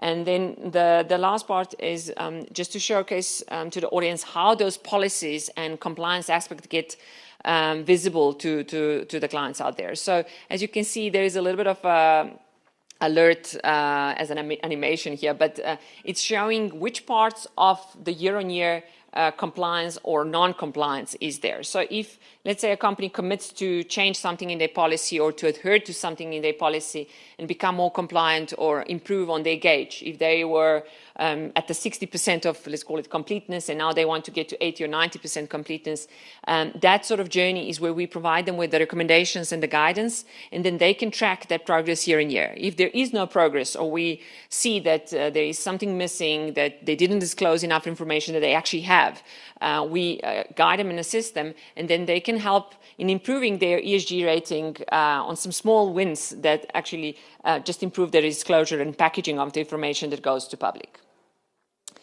So that was sort of the platform, and then just a brief sort of proven impact. Some of our clients that are actually watching online or here face to face can see their names. But as an example of the various industries and the clients that worked with us to improve their carbon reduction journey, to improve their energy intensity reduction. Their intensity reduction went by, on average, between 30 and 40% over the years. Then in the industry sectors that are covered, from healthcare, retail, agri, property, logistics, cold chain. We're also going into the banking sector and hopefully in the mining as well. But it's really interesting to see different aspects in different sectors and how they change in their aptitude and commitment to sustainability goals once they get to see and use their data.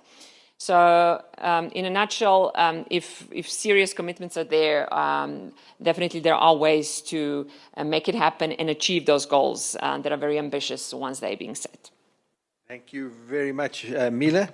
Interesting how I kind of got the impression, maybe wrongly, that your system it seems to be geared to corporates in the commercial industrial space, whereas Rob's looking at more in the mining and the energy intensive space. Obviously, there are overlaps, but the theme seems to be constant. You have production of one form or another, which needs things like energy and water.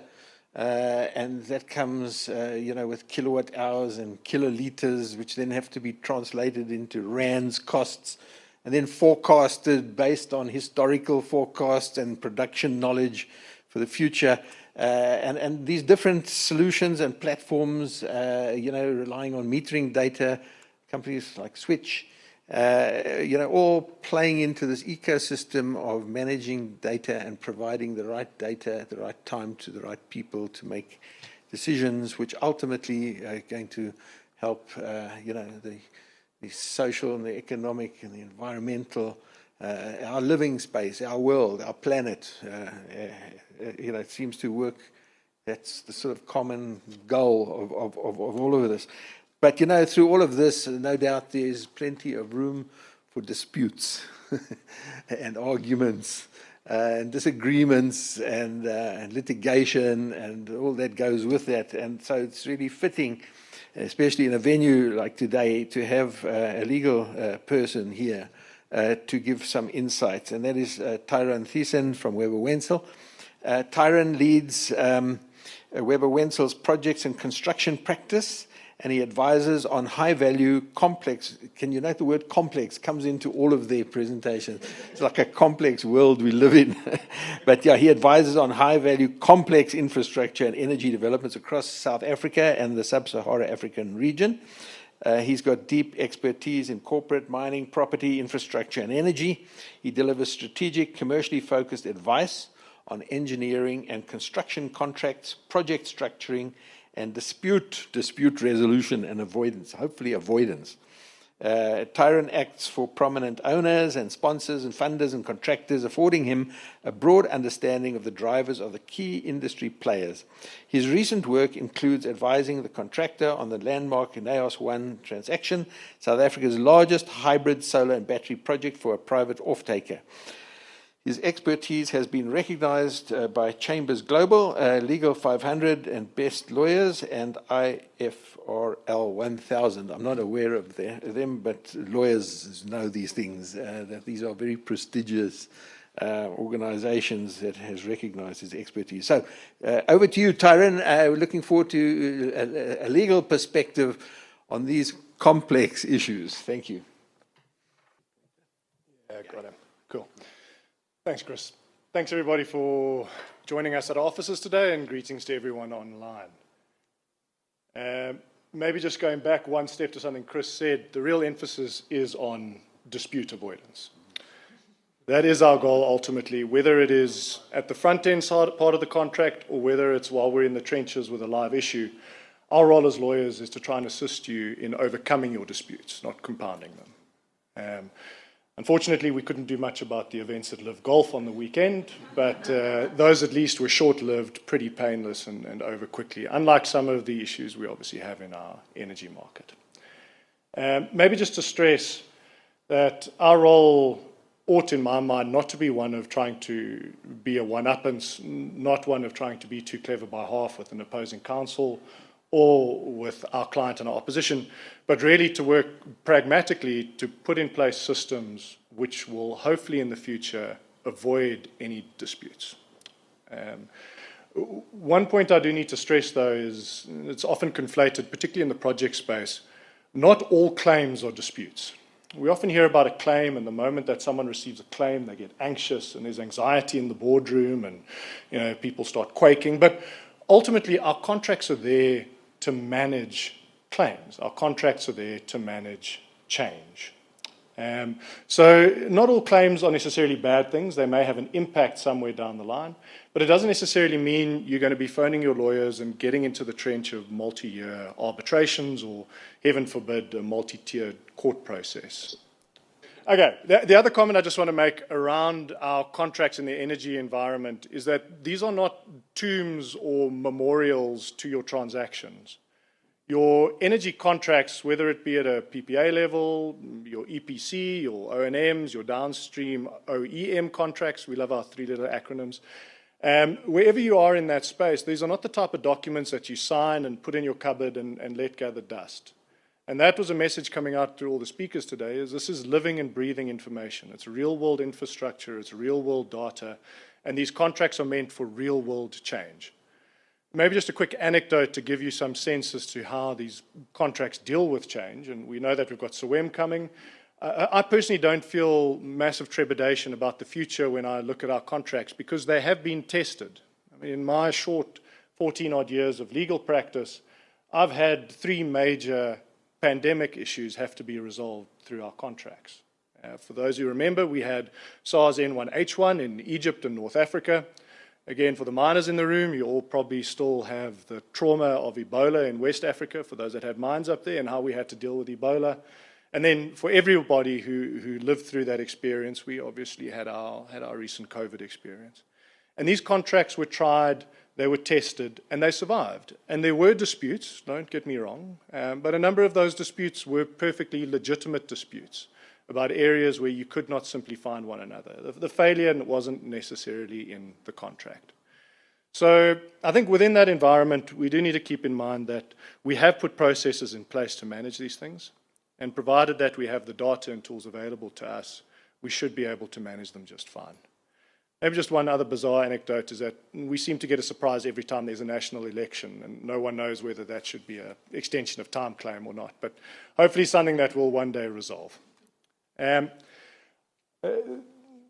couple of points I'd just like to make around preparing your contracts and what happens when you're then in the throes of your dispute.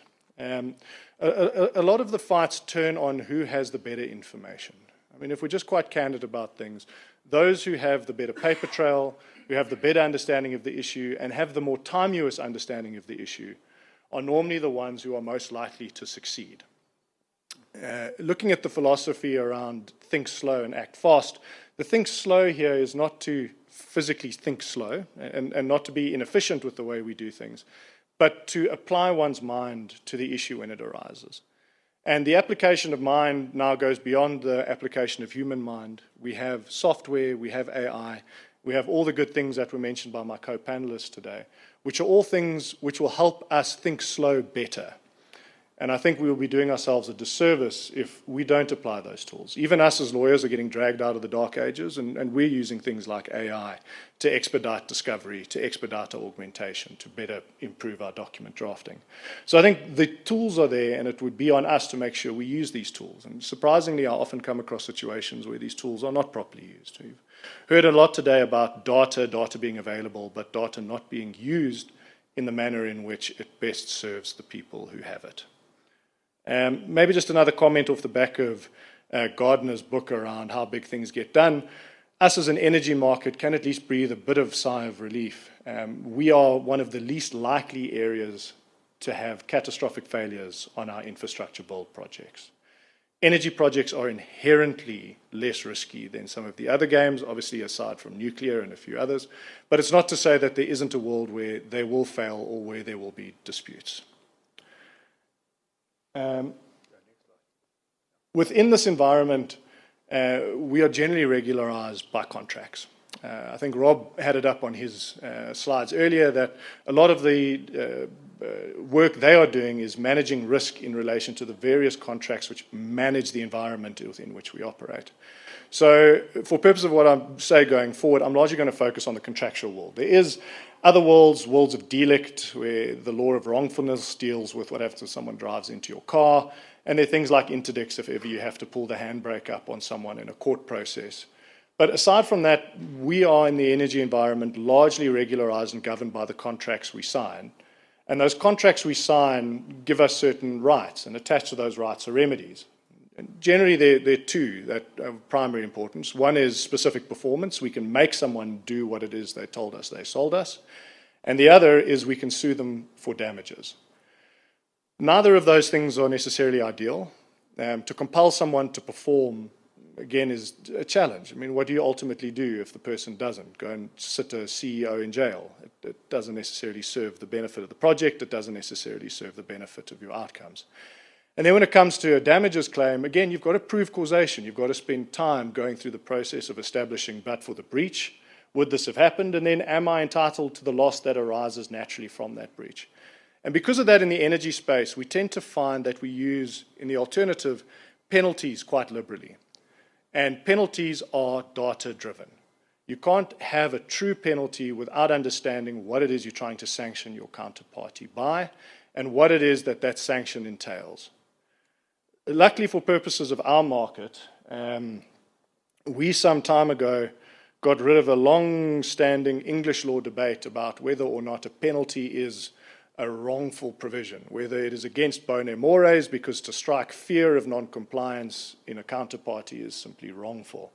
1962, South Africa recently at that stage had jettisoned its English law roots, and we decided to jettison a bunch of other things with it. And one of the things we jettisoned was that notion that you can't enforce a penalty. So for our English law practitioners and those who operate outside of South Africa's borders, keep in mind that there can be differences in the way you deal with these things, and there can be naming convention differences as well.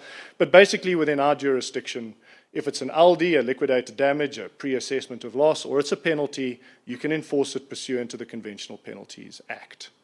That enforcement means it's kind of on face value legally valid, but there are a couple of nuances that come about, also data-linked, when trying to operate within the penalty environment. The one big red flag that I would say about penalties, depending where you are on the chain, you're either going to get the benefit of it or the hiding on the back of it. It's a double-edged sword, is that once you prescribed a penalty, you're generally stuck to your penalty. You don't get a second bite at the cherry. You don't get a top-up charge. You don't get some kind of secondary right to, oh, I struck a bad bargain and I should be claiming more from you.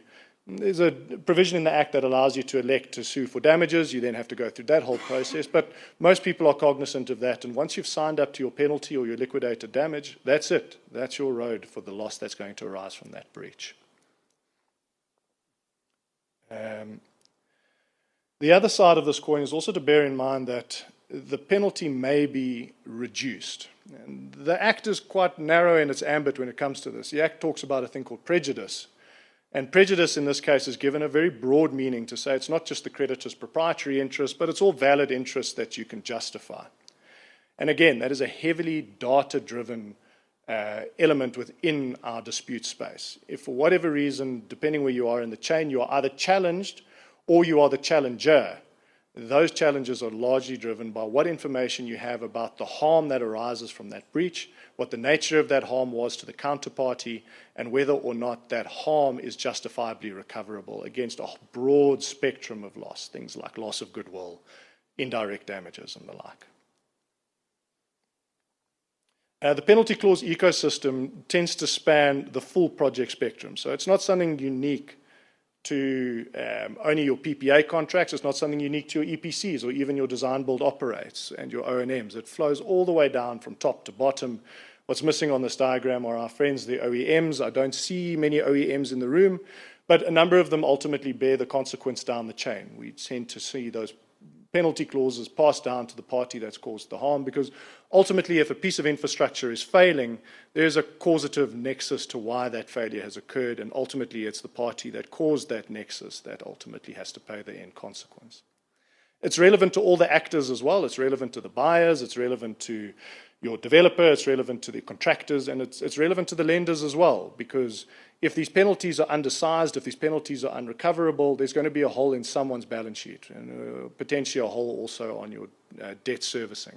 So it is something we need to get right, and it is an area that is rife for potential dispute.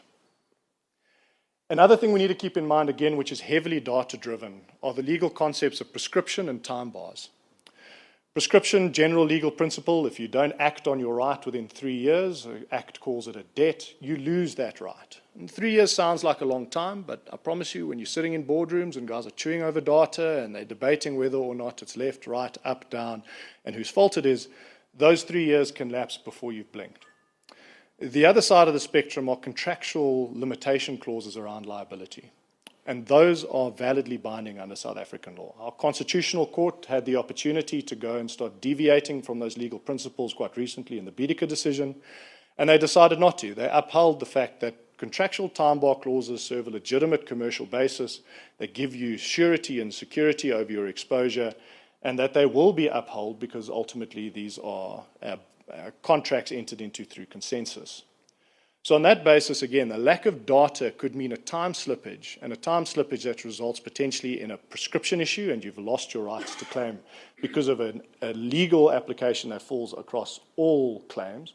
Alternatively, you may lose the right because your contract considered that you had to take a step before a right was expunged. And you'd be amazed how frequently this can creep in, because while we include penalties and the like in our contracts, there's sometimes other issues which are not captured by the penalty, and there are often issues which require a more practical intervention. Again, you might be experiencing a difficulty today where you can sanction your contractor with an LD, but you've got a 20 or 25-year asset. If that degradation accelerates and you suddenly don't have the asset in 18 years that you bargained for, and you've got a giant hole in the funding structure, well, someone's going to have to answer to that. Because of that, there are often other claims in parallel, things like compelling the remedying of defects and trying to ascertain where the issue lay, whether it is in fact a contractor issue or perhaps an issue with your tie-in or some other third-party actor that's causing you that harm.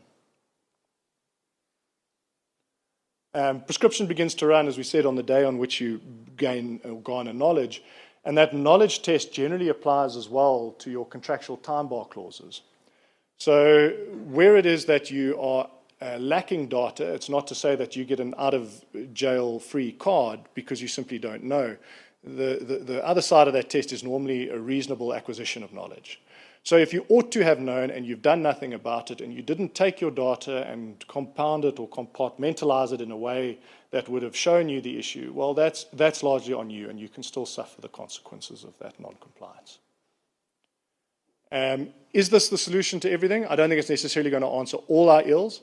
But certainly, if we manage our data correctly, if we have better information dealt with more expeditiously, I think we will further reduce the amount of disputes. And for those disputes which legitimately cannot be resolved by way of some form of commercial intervention, again, the data itself, if produced correctly, will give you a much better result in a dispute. You'll get a much better judgment, a much better award in arbitration, because the people that are working on the matter have real information and aren't speculating.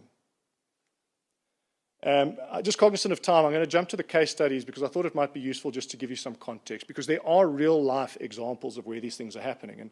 And I see some of my clients in the room, so I'll keep these kind of as amorphous as possible to not disclose where these projects are or who they involve. But just by way of example, we had many years ago on one of our projects a delamination issue on modules. Sounds like a reasonably simple issue to deal with, but by the time we managed to get RCA reports done by the engineering fraternity, by the time we finally bottomed out what we thought the solution was, circa 2 years had nearly gone by. To add complexity to that, the modules which were being used at the time were in fact no longer available. You couldn't go to that OEM, you couldn't buy that module. The technology had improved, and improved dramatically over that period. And to give you a date, kind of date reference, between circa 2015 and late 2017, we're talking about kind of double the available kind of capacity on those modules. So the resolution which we ultimately landed on was quite an interesting one, and again heavily data-driven, because we could do a whole lot more with a whole lot less 2 years later and still be able to solve that funding gap. But it took 2 years of hard work and fighting Not the type of stuff that went to arbitration, but the type of thing that sucked up capacity, sucked up management time, sucked up lender time to try and understand the issue. We have similar other issues in play where, again, many months to produce RCAs. We have OEMs simply refusing to then execute against those. And where one starts running into real predicaments, if you sit for too long to ascertain the nature of the problem, is that your defect liability periods start expunging. You start ending up in periods where contractors are notionally off the hook because there's a time limitation clause around how long you can make them come back and fix something. And if you hadn't instituted your proceedings timeously, you may well have a balance of rights that you lose if you're not actively on top of it or if they weren't reserved earlier. And then lastly, we had an active wind farm issue, and this is still an ongoing debacle, but where within the framework of the contracts, we had an actual issue. So seldom is a contract to blame, but in this instance, there were a few things that weren't ideal. One is the fact that the contract within its technical schedules didn't gel with the risk allocation in the main contract. So you have a tension between trying to apply an LD clause, a penalty provision, where notionally the contractor is on the hook for a spectrum of losses, while in the contract itself, there was a provisional exclusion, and on the contractor's version, one which was triggered and one which they weren't then at risk for. And there's a giant bun fight happening in the background.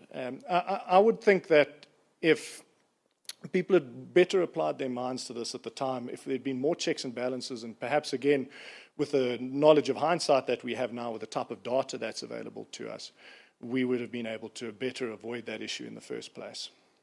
I think one last anecdote from me before I wrap up is that we really should be gripping technology by the hand. I mentioned earlier that I've been surprised by reluctance in some spheres of the market. But where we have the tools available, where, for example, you can take your potential LD provisions and you can go and lock those into some form of Excel formulae or whatever it is you might use as the measure, and go and hyperlink that into your contract. We have the ability to do it. We know we can sign documents electronically. We know that come COVID, we realized we didn't need that pen any longer.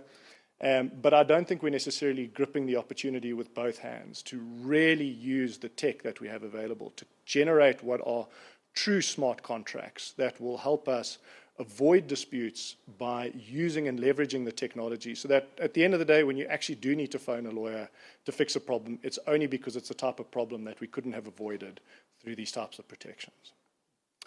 And that's my story. Thanks, guys. Yeah, it's really interesting to see how data, provides this competitive advantage not only for production but for procurement, forecasting, market participation, trading, but it even provides a competitive advantage when there are disputes. People with the right data that is validated, that's reliable, have a competitive advantage in a dispute. And that, for me, was quite interesting. But it's now my job to introduce to you Michael Ludell from Florian, who's going to do a little wrap-up. We are over time, so if you could keep it as short as possible, Michael, without cramping your style. Michael is a digital product specialist with a track record of using technology to solve complex business challenges. His experience spans corporate leadership and startup ventures, operating at exco level and founding and scaling technology businesses. Michael focuses on designing digital products that translate complex data into practical tools for better decision-making. The digital advertising platforms and services business that he co-founded was successfully acquired by Accenture, where he spent 3 years following the acquisition. He's a co-founder of Florian, building intelligent software platforms that help large energy users navigate the renewable energy transition through better data, insight, and strategic support. So over to you, Michael, for your wrap-up. As your right over the other side. That way, up and down. The technology guy needs instructions on how to use technology. Thanks, Chris, and thanks to the panelists for their contribution today. I think, oops, there's a slide missing, but I'll talk to it. I think, thank you to all of you as well. For me, the starting point for going through the presentations and understanding where we are is we are in a period of transformation. Like the renewable energy transformation is a transformative process that will run throughout South Africa. And it's much like in a previous life, I was part of the digital transformation on how businesses use technology to move into the future. This is really about how we use energy and renewable energy to move South Africa forward. So I think this community is doing a stellar job in actually getting that transformation up and running. I think with any transformation, though, there are challenges. You are solutioning the future, and it's how do you solution that future? How are you innovative? How do you push boundaries? How do you develop new technologies?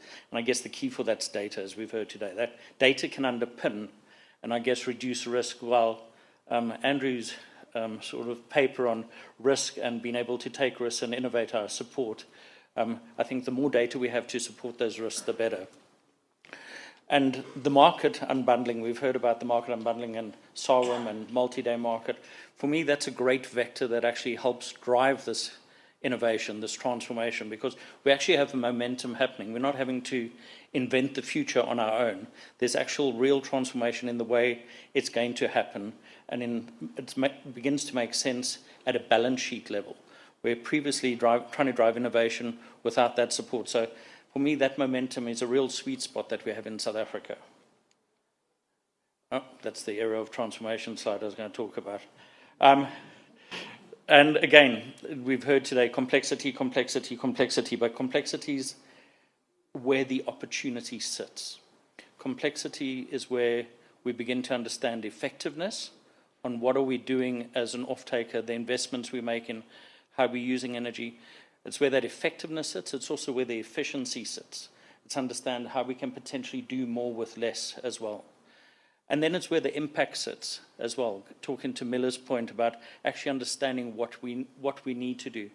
I heard a statistic a year ago around we need to open 1,000 more mines to extract the rare earth metals that we need to decarbonize. It's quite a concept to get your head around. But I guess if we understand the data, if we understand the impact that we're having, the ability to go and open those mines and be more effective and efficient in doing that, there's an opportunity there. We spoke about, from a Florian point of view, about that value chain and how that end-to-end orchestration of that value chain is important. But what you've heard today is how people are going deep in areas of that value chain. So there's deep vertical specialization that's happening, and then there's horizontal integration that's happening. And with this transformation, unlike digital transformation, we have more technologies now that allow us to talk to each other, but at the core of it is data. Being able to use other people's data in order to apply insight or a model or a forecast to actually prepare for the future. And it's that ecosystem that we need to begin to understand. The historical data is one thing, but actually it's that orchestration of that data layer and then how we begin to forecast looking into the future. So it's an integration job that needs to be done at a vertical level and at a horizontal level. And I guess the final point and the theme that comes through is, in order to build this future, we need to build it on a foundation of data. So Chris, hopefully that was a succinct wrap-up of everyone's contributions. Thanks, Michael. And something just struck me, to use other people's data. So much of what we heard today, I mean, from Switch, using data coming from the meter, they putting it together, validating it. Florian, everybody is basically using data from multiple sources and integrating them, validating it, and then using it usefully in various ways. So for me, that was an interesting statement, the use of other people's data and in a practical way. So we're now going to go to the question and answer session. We've got 20 minutes, but we might go a little bit over that. And I'd like to just make a few points in the Q&A session. Firstly, can you keep your questions short and snappy? And if I can ask our panelists to keep the answers short and snappy so we can get through quite a few questions. And the second thing is to keep the questions focused. We're not here to solve the world's problems. We're here to talk about data and ask questions to our panelists. It's not about grandstanding and getting your point and your philosophy across. It's about asking questions to our panelists. So if you can keep it focused on the subject matter of today rather than huge, broad social issues which we're not going to solve today, I don't think. And anyway, there are many other platforms to do this. The last thing to say is that, this is a live sort of recording, etc. So there are people that are going to come along with microphones. I'm going to ask you to put up your hands if you've got a question, to wait until the microphone is in your hand carefully because the camera's got to switch to you, and then you can start talking. So don't rush to talk before you've got the mic in your hand and the mic is on. Our panelists have got a mic. Don't forget to switch it on. There's a button there and the light will come on green. So let's throw this open to the floor, to your questions. And if I can ask anybody who would like a question, and please don't be shy. Listen, I know nothing about this subject really. And you don't have to be an expert at anything to ask any question on the subject of today. Yeah, I see your question. If you can introduce yourself, wait till you've got the mic in your hand, wait till the camera's on you, now you can go. Great. Etienne Rubbers from consultancy Renew. My question is probably more related to Andrew. This is being done all over the world. Why do we need to develop the technology here? Isn't it literally a cut and paste? And that's it. Why do we need to be special? Thanks. Thank you. Andrew? Yes, we can. Oh, there you go. Great question. And to be honest, there are international examples of where you can outsource metering systems and technologies, as well as energy trading systems and technologies. And there are many, and many far more advanced, with a lot more of a track record. But what we have found is that you need local solutions for local problems. First of all, clients tend to like to be able to communicate with someone face-to-face. A lot of the time there are adjustments needed to software. There are problems that need to be tackled on the ground. So we do often find that we need to be there to communicate with clients. But it's a fair point. There certainly are international examples, and it is something that a lot of our target clients are grappling with. Do we outsource this to some company from Norway that's been down this road for 30 years, or do we rely on some startup that's 9 years old? Our philosophy is that we can co-build with clients specific to their needs. And as mentioned in my presentation, there are a lot of differences between the different traders in terms of the contracts that they have and the functionality that they need. So hopefully that answers your question. Yeah, thank you for that. Can I add please something come to in, that? Rob. Yeah, so if you don't mind. Absolutely. So my perfect idea behind Florian was to buy an international system and put a local brand on it and a smiley face. I dated a number of platforms through the most painful webinar booker thing, and a lot of them have sort of 50, 60% if you want. They also won't share the code. And to be honest, they give you lots of dashboards, but they're not actually that far advanced, right? They might be advanced in terms of having a market and things like that, but they're not that advanced from a software point of view. And interesting enough, there was a prediction company called the Dantex that did a prediction in January. And number 7 of their prediction was a startup in Europe would develop a new energy management platform. I live in Portugal, so I hope it's us.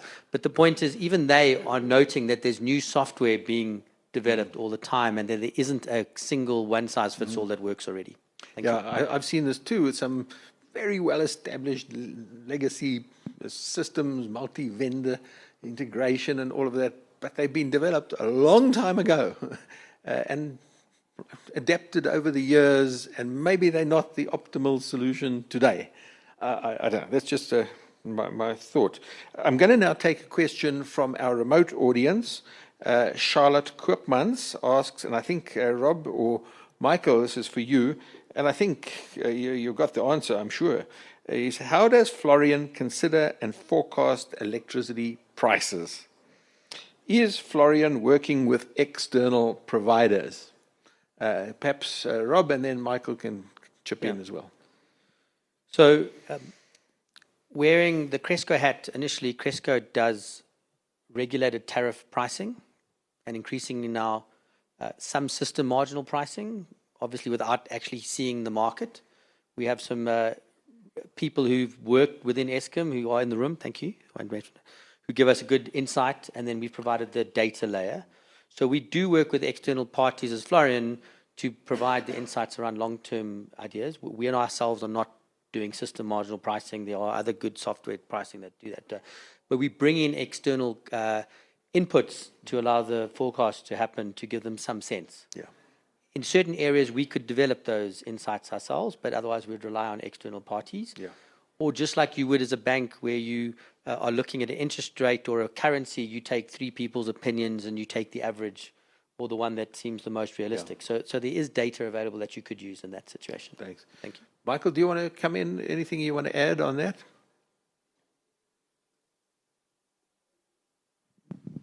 I think it's just reiterating the point I made at the end, which is about other people's data.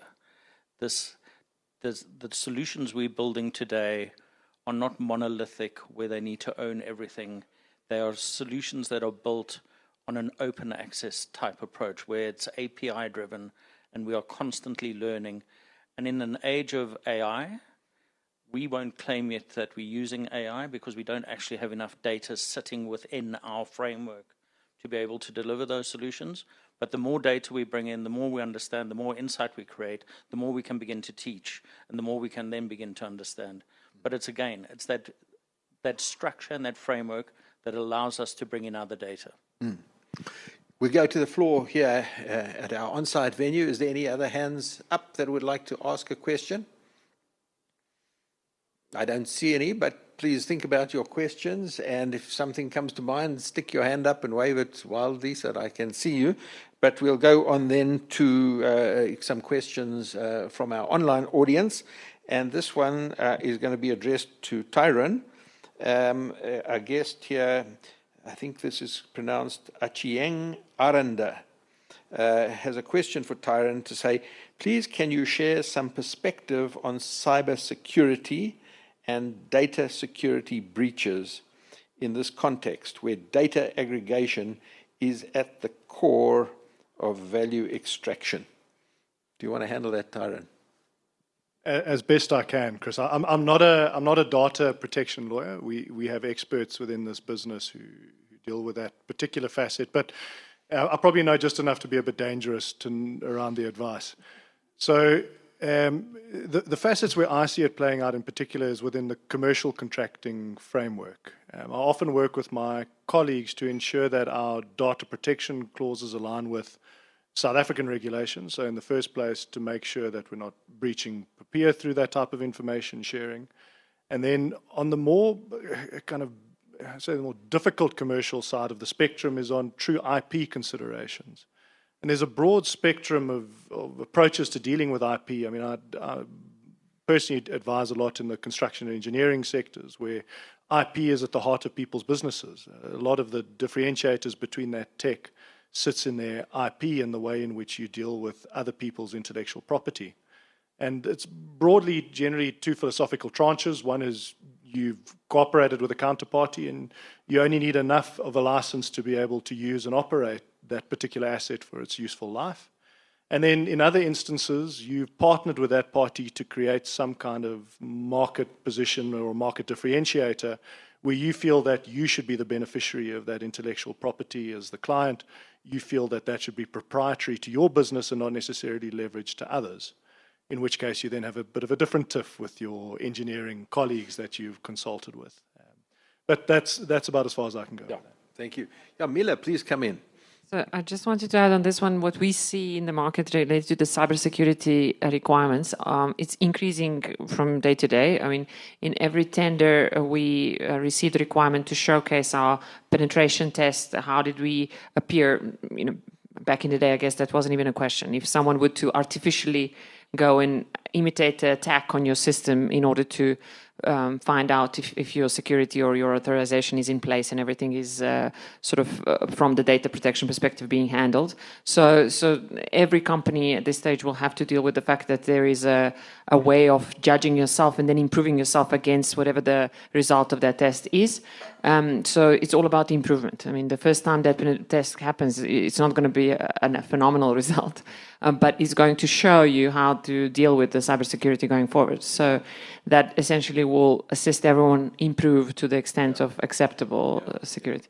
So maybe hackers have some benefit. They expose our vulnerabilities so that we can fix them and improve. Without hackers, we might not know how vulnerable we are. Okay, but thank you for your input, Mila. Any questions from the room? Yes, madam, can you introduce yourself? Wait for the microphone. Just wait a second until the camera is on you, and please stand up so that the camera has... Hi, good day. My name is Hasina. I'm from the Messingita Group. The inherent theme across has been data. So my question is, what happens if the data is wrong? I mean, all it takes is one digit to take it from a megawatt to a kilowatt to a megawatt. What mechanisms are there in place, maybe to Andrew and Mila, that checks, and what mechanisms are there to check that that's accurate? Because all we want is one finger, somebody mentioned one finger to take an oops from 100,000 to 1 million. So that's my question. What mechanisms are in place? Interesting question, because you know, often in the media you see 100 milliwatts, MW with a small m. It could be 100 megawatts with a big M. So just that M, you know, involves a 1 million factor difference in the data by just having a capital M to a small m. So interesting question. Where are the data people on here? Yes, Rob, let's go to you, Willem. Thank you. Yeah, that's actually a very good question. Yeah. That's part of what we do each month in the bill checking. So we don't do it in isolation. We do track it over the history, and we look for deviations in the trends. So that's an integral part of what we do.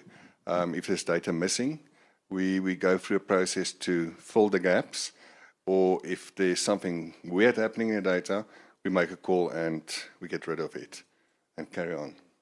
Interesting. Do you remember that dispute between City of Johannesburg and Eskom Distribution, where they were arguing about the methodology of filling in the gaps? So if in the meter data and the half-hourly data there's some gaps, there is methodology to be followed, you know, on how to fill in those gaps in a fair way.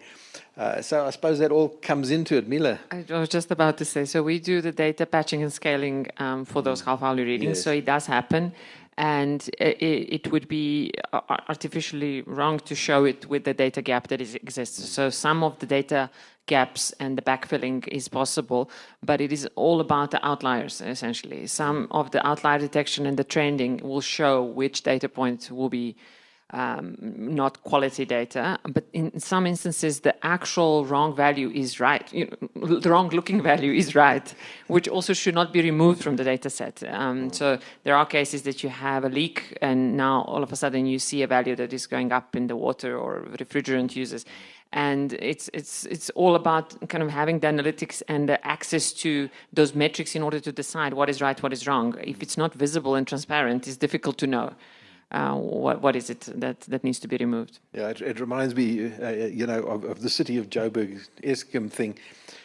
You know, there was an argument about the methodology used, and City Power said, "Oh, well, you didn't use the NRS methodology in the specification," and therefore, you know, that was a dispute. So I remember Sanedi did its analysis and said, "Well, if Eskom had used the NRS methodology, City Power would have been billed even more." So just the methodology used, you know, plays a difference in filling in the gaps of missing data that occur. I want to go again now to you, Willem. My brain is getting old. Professor, that's a much easier thing to remember. There's a question here specifically for Samancor from Santosh Naidu. It's a straightforward, simple question. but I guess it's a complicated solution.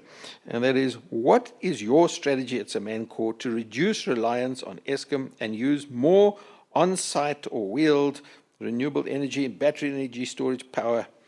What is can renewable energy drive smelters and arc furnaces and things like that? I hear many people who are like anti-renewable energy say that no, when it comes to heavy industry, renewable energy is not a solution. You need base load, nuclear, coal, etc. But what are you doing to decarbonize?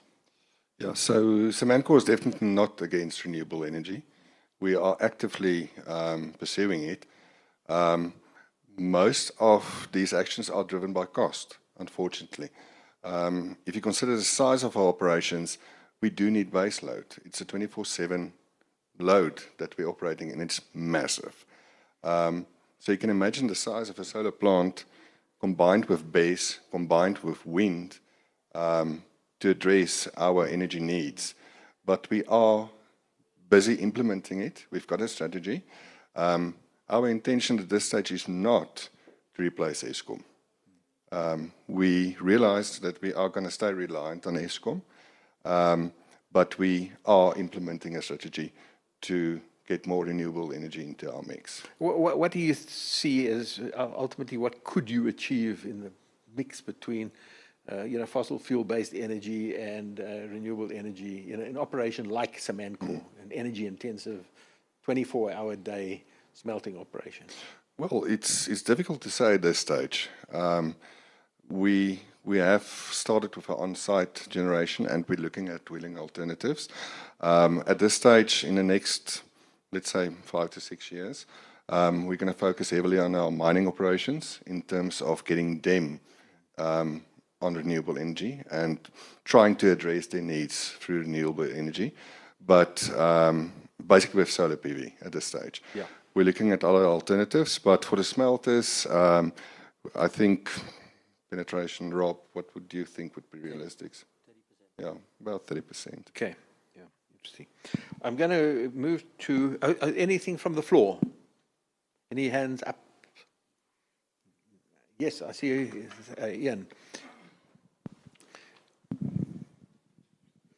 Is it on? Yeah, can you introduce yourself? Ian Langridge, Independent Energy Pool, but a background in pulp and paper and mining. And a question to Willem, and it revolves the next step. Out of the pulp and paper industry, one knows the production cost and the production profitability. Not always applicable in mining, but certainly would be applicable in Samancor. And given all of the data that you have on the energy, productivity, efficiencies, what would be the next step to actually get your profitability per product data going as a matter of interest? Thank you. I think with the available data that we have and the correct systems that integrate across the spectrum, we should be able to see almost in real time what the cost of production will be. And as I mentioned in my presentation, we've got the 22 furnaces. Some are more efficient than others, and that will enable us to get a decision-ready kind of view in real time, hopefully, on what's our most efficient assets, and those are the ones that we'll drive hard. Yeah. Yeah, so knowledge on efficiency and data on production is going to influence the choices of your operations and hopefully feed into the bottom line, which will hopefully feed into the world we live in, a better world. Thank you. So I'm going to ask a question here on behalf of Michelle Rivarola, and it is a legal question, so it's to you, Tyron. Construction projects use a three-staged approach to the resolution of disputes. Amicable settlement process, failing which the dispute is to be resolved by adjudication, which is an expedited process that provides a decision that is enforceable, such as the dispute between Eskom and Framatome, albeit not necessarily final, as the decision can be challenged either in arbitration or litigation, depending on what the contract provides. In Gauteng, warring parties are referred to mediation before being heard in court. Can you just elaborate on the role of mediation and arbitration to settle, and then the court processes thereafter?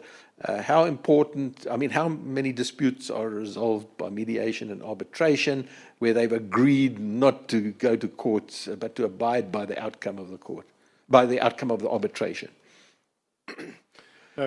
Good question, and a very dynamic one that I could probably write a dissertation on if I had to. So I'll try to keep it as brief as possible. I think to answer the kind of latter part of the question, how many disputes are going to ADR? And the answer is, in my view, the majority of sophisticated commercial disputes. By and large, in our contracts, particularly between private individuals, corporate individuals, tend to want to keep these type of things out of the public domain. It's no one's business if you're having a tiff with another commercial entity. And ultimately, you within those processes can control a number of variables that you can't control at court. You can control the number of tiers that the dispute can be referred to, whether there is a kind of death by dawn, one tier, single answer, and your dispute is over, whether you've agreed some kind of escalation mechanism. You also control the nature of your arbitrator. You control the competency, the background, the experience of that individual. And in a very complex, often technically difficult world, particularly if we're looking at the downstream EPC side, you may well get a great degree of benefit having someone who can speak the English industry speak and who can very quickly get to grips with what are very technically difficult issues overlaid on top of legal issues. Going back to kind of the first tranche of the questions, multi-tiered dispute resolution. That is something you agree up front. So when you're negotiating your contracts, you are at liberty to determine what you think is the best mechanism to get your disputes resolved. In some instances, prescribing mediation can work. You are forced then to try and sit with an individual who's a skilled mediator to try and bring the parties together to bridge a gap that they couldn't otherwise have done themselves. If you didn't include it, you could still have done it at any stage. If you thought there was merit in doing it, you could have agreed that ad lib, but you wouldn't have been compelled to do so. The other two that were raised is adjudication and arbitration, and quite right, particularly in the built environment and the construction space, that is standard practice. You have a first round, which traditionally was meant to be a very kind of rough and ready jungle justice type structure, where you don't have complicated legal pleadings, you don't have this kind of distinction between pleadings and evidence and process of discovery, which can really kind of delay the finality of an instance where you might need a very quick resolution to be able to actually proceed with the project. So I think at its core, the notion of adjudication was probably right. I think conceptually it still has a place. In other jurisdictions like the UK, it's mandatory for construction disputes. There, as a point of law, you have to first refer your dispute there before you can go knock on the door of the Technology and Construction Court. Here in South Africa, the only kind of critique I'd have of it is that we have somewhat elevated adjudication to almost a first-tier arbitration, and that in a number of instances we are almost using the same amount of energy to try get what is ultimately an award susceptible to being overturned at arbitration. Albeit in the interim, you can go and enforce it, as you know, the person who asked the question is quite right. Framatome versus Eskom made it very clear. You have that adjudication award, you can go to court and you can get it enforced pending the final decision by arbitration. But because of that, people are taking those processes much more seriously. They're approaching the legal fraternity, and through that we have somewhat watered down what was a benefit of speed and agility for the benefit of certainty and legal process. Taryn, I think I'm going to ask the last question, if I may, because we're actually over time. And I'm very conscious that people are online and have to, got other commitments. But can I just ask you, and we discussed this, even before this webinar, what is the role, or should be the role, of specialized, let's say, energy or construction courts, where a judge, these courts are specially established with judges who are really experienced in resolving construction kind of disputes, and also, for example, maybe an environmental court. So much so many things are disputed, environmental legislation or environmental authorization is challenged. Would it not be better to have specialized courts dealing with construction or with environmental issues so that the right judge deals with it, not the judge who's dealing with divorces and, commercial issues that are, completely different and outside of their scope of experience? Yeah, Chris, it's a great question. Unfortunately, for those who are online, you won't have the benefit, but I see the head of my dispute practice is actually in the back of the room here. So for those in the room at the coffee break, I suggest you have a chat to Sarah as well. But for my part, Chris, I think there is certainly room for this to be developed in South Africa. The English have a specialized technology and construction court for the very reason that it generates efficiencies and it generates certainty in outcome. From a more kind of academic legal perspective as well, the fact that we're sending most of our disputes into the ADR framework, into confidential arbitration proceedings and confidential adjudication proceedings or whatever it may be that precedes it, means that we are not developing our jurisprudence significantly in this space. The vast majority of very complicated construction matters, which I can assure you there are a plethora, are not playing out in the South Gauteng High Court. They're not playing out in the other high courts in the country. They're not ending up in the SCA and ultimately the ConCourt to form part of our body of law. So we as legal practitioners continuously have to try and grapple with issues where our case law is significantly outdated. So I think from both those perspectives, both the certainty it would bring to the court process, the confidence it may imbue in that alternative procedure, as well as how it will improve our jurisprudence overall, I think there is certainly merit. But obviously it comes then with having it in the public domain ventilated, and for those reasons you may still find commercial actors hesitant. Thank you. And with that, I think we're going to close the questions. My apologies, there have been a number of online questions that we haven't got to, but I've tried to focus on the ones that really are targeted at this audience and at this subject matter that we're talking about today. It remains for me to thank, firstly, our fantastic presenters who put in a lot of work in preparing presentations, which will all be available to you. You will get an email tomorrow with the presentations, with a link to the video, etc. So thank you indeed to our presenters and their companies, the host companies, Florian, Switch, Weber Wenzel, Samanco, and Energy Partners, who have supported this effort. It's been a great webinar, and I've been honored to host it. And thank you, the audience, for coming in person, and to our online audience. Keep your eyes open for our next webinars, which will be announced shortly. We've got an interesting lineup for the rest of the year. As the months go by, we try to do one a month, and there is refreshments served outside. It's a good networking opportunity to meet your colleagues and discuss various issues. I look forward to seeing you again at subsequent webinars, and thank you for your attendance.